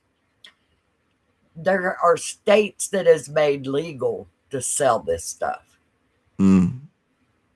And people think they're safe to buy it and to sell it. But here's the kicker. The federal government views marijuana as a controlled substance.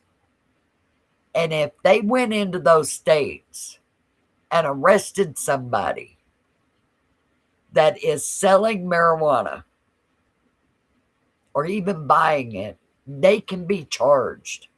Whoa. Yes, under federal law, because the federal law does not recognize that California made it legal to sell it. Oh. Federal law Okay. is the supremacy law of the land and overrides what states do. So those people who might get arrested by a federal agent had better make sure that they're not high, they don't have marijuana on them, and they're not selling it. Okay, so you heard that here first. So don't get caught. If you're running around as an illegal alien with a bunch of marijuana, I don't advise you to get caught by the ICE agents. Yeah. Or the FBI, because you could have some major charges going against you. Yeah. Intergalactic Wrangler says, in response to us recognizing him for bringing us the live stream, fabulous, and you're welcome. Look, guys, we always want you guys to post in the comment section, not just your reaction to what we're doing, but to let us know if something is happening. All right. Whenever you see someone live streaming, we may look like we're superhuman and we are multitasking. Like right now, I have 4 screens right in front of me. Okay, I'm looking into this screen. I'm looking into on the side 2 screens. I'm tracking the live stream and stories on this end. I'm using my other screen here, my laptop, to stream in the live streams. Lots of stuff happening at the same time. So sometimes we miss other stories that we could have caught onto simply because we're so focused on what's in front of us. So whenever you post a comment, you tell us something in the chat. Maybe we said something that we misspoke or was wrong, and you just raise it in the chat and we correct ourselves. It's like it helps the show, it helps us, and we will be grateful, and we will call you out and say thank you for helping us out with this. And thank you, Intergalactic Wrangler, for letting us know about the live stream. And now we figured out how to fix streaming into, streaming extra content into the show. I've been wanting to also be able to go through stories in real time on X, and I think we figured out how we might be able to do that. So it's all credited to you today. So we're always going to remember that you helped us out with forcing us to fix this problem. All right, so we've been going for almost 3 hours. It's time for us to take a break.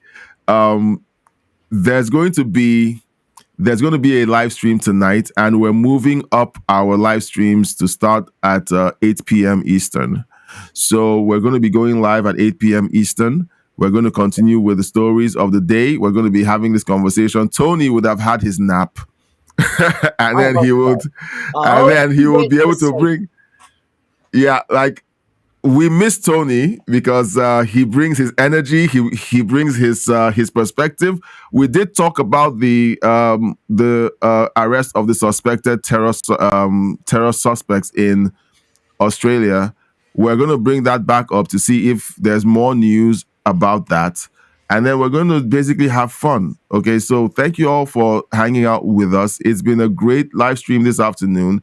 It's been surprisingly fun with all of the stuff we talked about.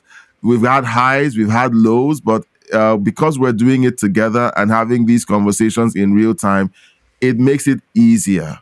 Okay, so whenever we hang out and talk about the news in community, it kind of lightens the load. It makes it so that you don't feel like you're all by yourself, seeing a world that has gone insane, and then wondering to yourself, am I the only one seeing all this, or are there other people who are seeing this, with me? Yeah. And weeks ago, when Patricia jumped into my chat and began to, add some context to the things that I was saying, I was like, so I'm not crazy. I've said things in my videos and live streams that Patricia, who wasn't following my content, before that, just repeated, like she said on the live stream and also in private, that she got banned from Facebook for talking about the fact that Antifa essentially for 3 months for essentially pointing out that Antifa is the Nazi brown shirts for the Democrat Party. No, that's the excuse they used to ban me for 3 months. But I got banned after I dared to mention Hunter Biden's laptop 1 week before the 2020 election. You see that? And they banned me for 3 months. For 3 months. Nah. I wasn't allowed to make a post on Facebook till February. Look at that. Now, when you told me that you had made that connection between Antifa and the brown shirts, I had been saying that for months. This year. The first time I seen Antifa out in the streets with their signs, that was the first thing that hit me. Was they have modeled these kids after the brown shirts of Hitler. Yes. That they were using them. Yeah. Oh. Tara says 3 months. Yeah, like there's 3 months. There's tons of insanity out there, and you know what? I said it. Send me awards for all of my 3 months of Facebook jail. Oh boy! Speak the words. Whenever you find out that you're not alone, it's healing. To be honest, it's healing. My trust in Facebook after that failed miserably. Very rarely do I go on Facebook anymore. And I used to be on Facebook every day. I still go on there and catch up with them. Yeah, I'm hardly on Facebook myself. I'm hardly there anymore. And they basically made sure of it because they refused to restore my old Facebook account when I lost access to it. So, I haven't been there much. Okay, guys. stolen by a Vietnamese, and they blamed Really? her. And I said, how can they blame you when you can't even contact anybody in Vietnam? There is no connection from America into Vietnam. Yeah. You cannot get a hold of them on the internet at all. You're blocked. Yeah. So that didn't make any sense, but that's what they did. Yeah. All right, let's have a hard stop. Else, we're going to be talking till the cows come home. Yeah. We're going to be on till, we just keep talking and talking and talking, and before we know it, it's 8 p.m. Eastern, and we're like, okay, on this live stream. Yeah. So we have spent time going over Trump's speech to the nation yesterday. And we stumbled upon his speech to the nation while signing an executive order this afternoon, which was nice. So we were able to tie in two speeches end to end and talk about both speeches by President Trump. Let's know your thoughts in the chat or the comment section. Tell us how you feel about the Trump economy, how the things that have been revealed with the speeches and with the signing of the CBD bill. What do you think about the fact that now it is easier to gain access to these substances for research purposes? Intergalactic Angler is signing off saying, see you later if I'm free. Stay safe, everyone. Thank you so much, Intergalactic Angler. Intergalactic Angler. Yeah, so we will be back tonight. Hope you're going to be able to make it. We're going to be having fun. Tony should be up for tonight's live stream, and we will be having some fun with looking at the news, and we will do our best to point and laugh and not pull our hair out. We'll just try to cover it and just enjoy ourselves while doing it.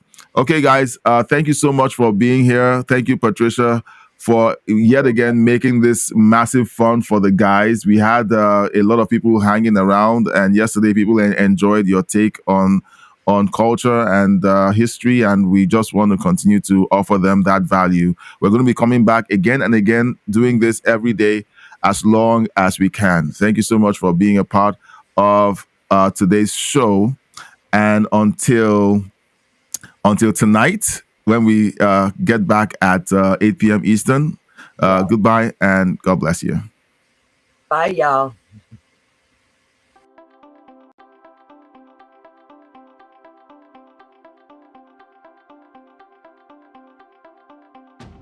Welcome to Headlines and History, live news reactions and your views.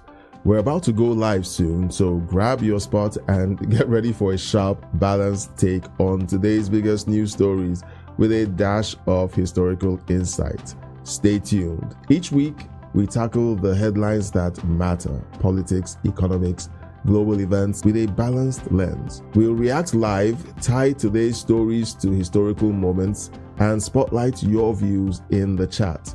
From trade talks echoing the 1990s to crises recalling 2008, we're here to unpack it all. Your voice drives the show. Share your thoughts or historical parallels in the live chat, and we'll dive into the best ones. It's news, context, and community all in 1 hour. We're moments away from launching Headlines and History. Stick around for live reactions, historical nuggets, and your chance to chime in. Hit the notification bell, prep your comments, and let's make sense of the news together. See you soon.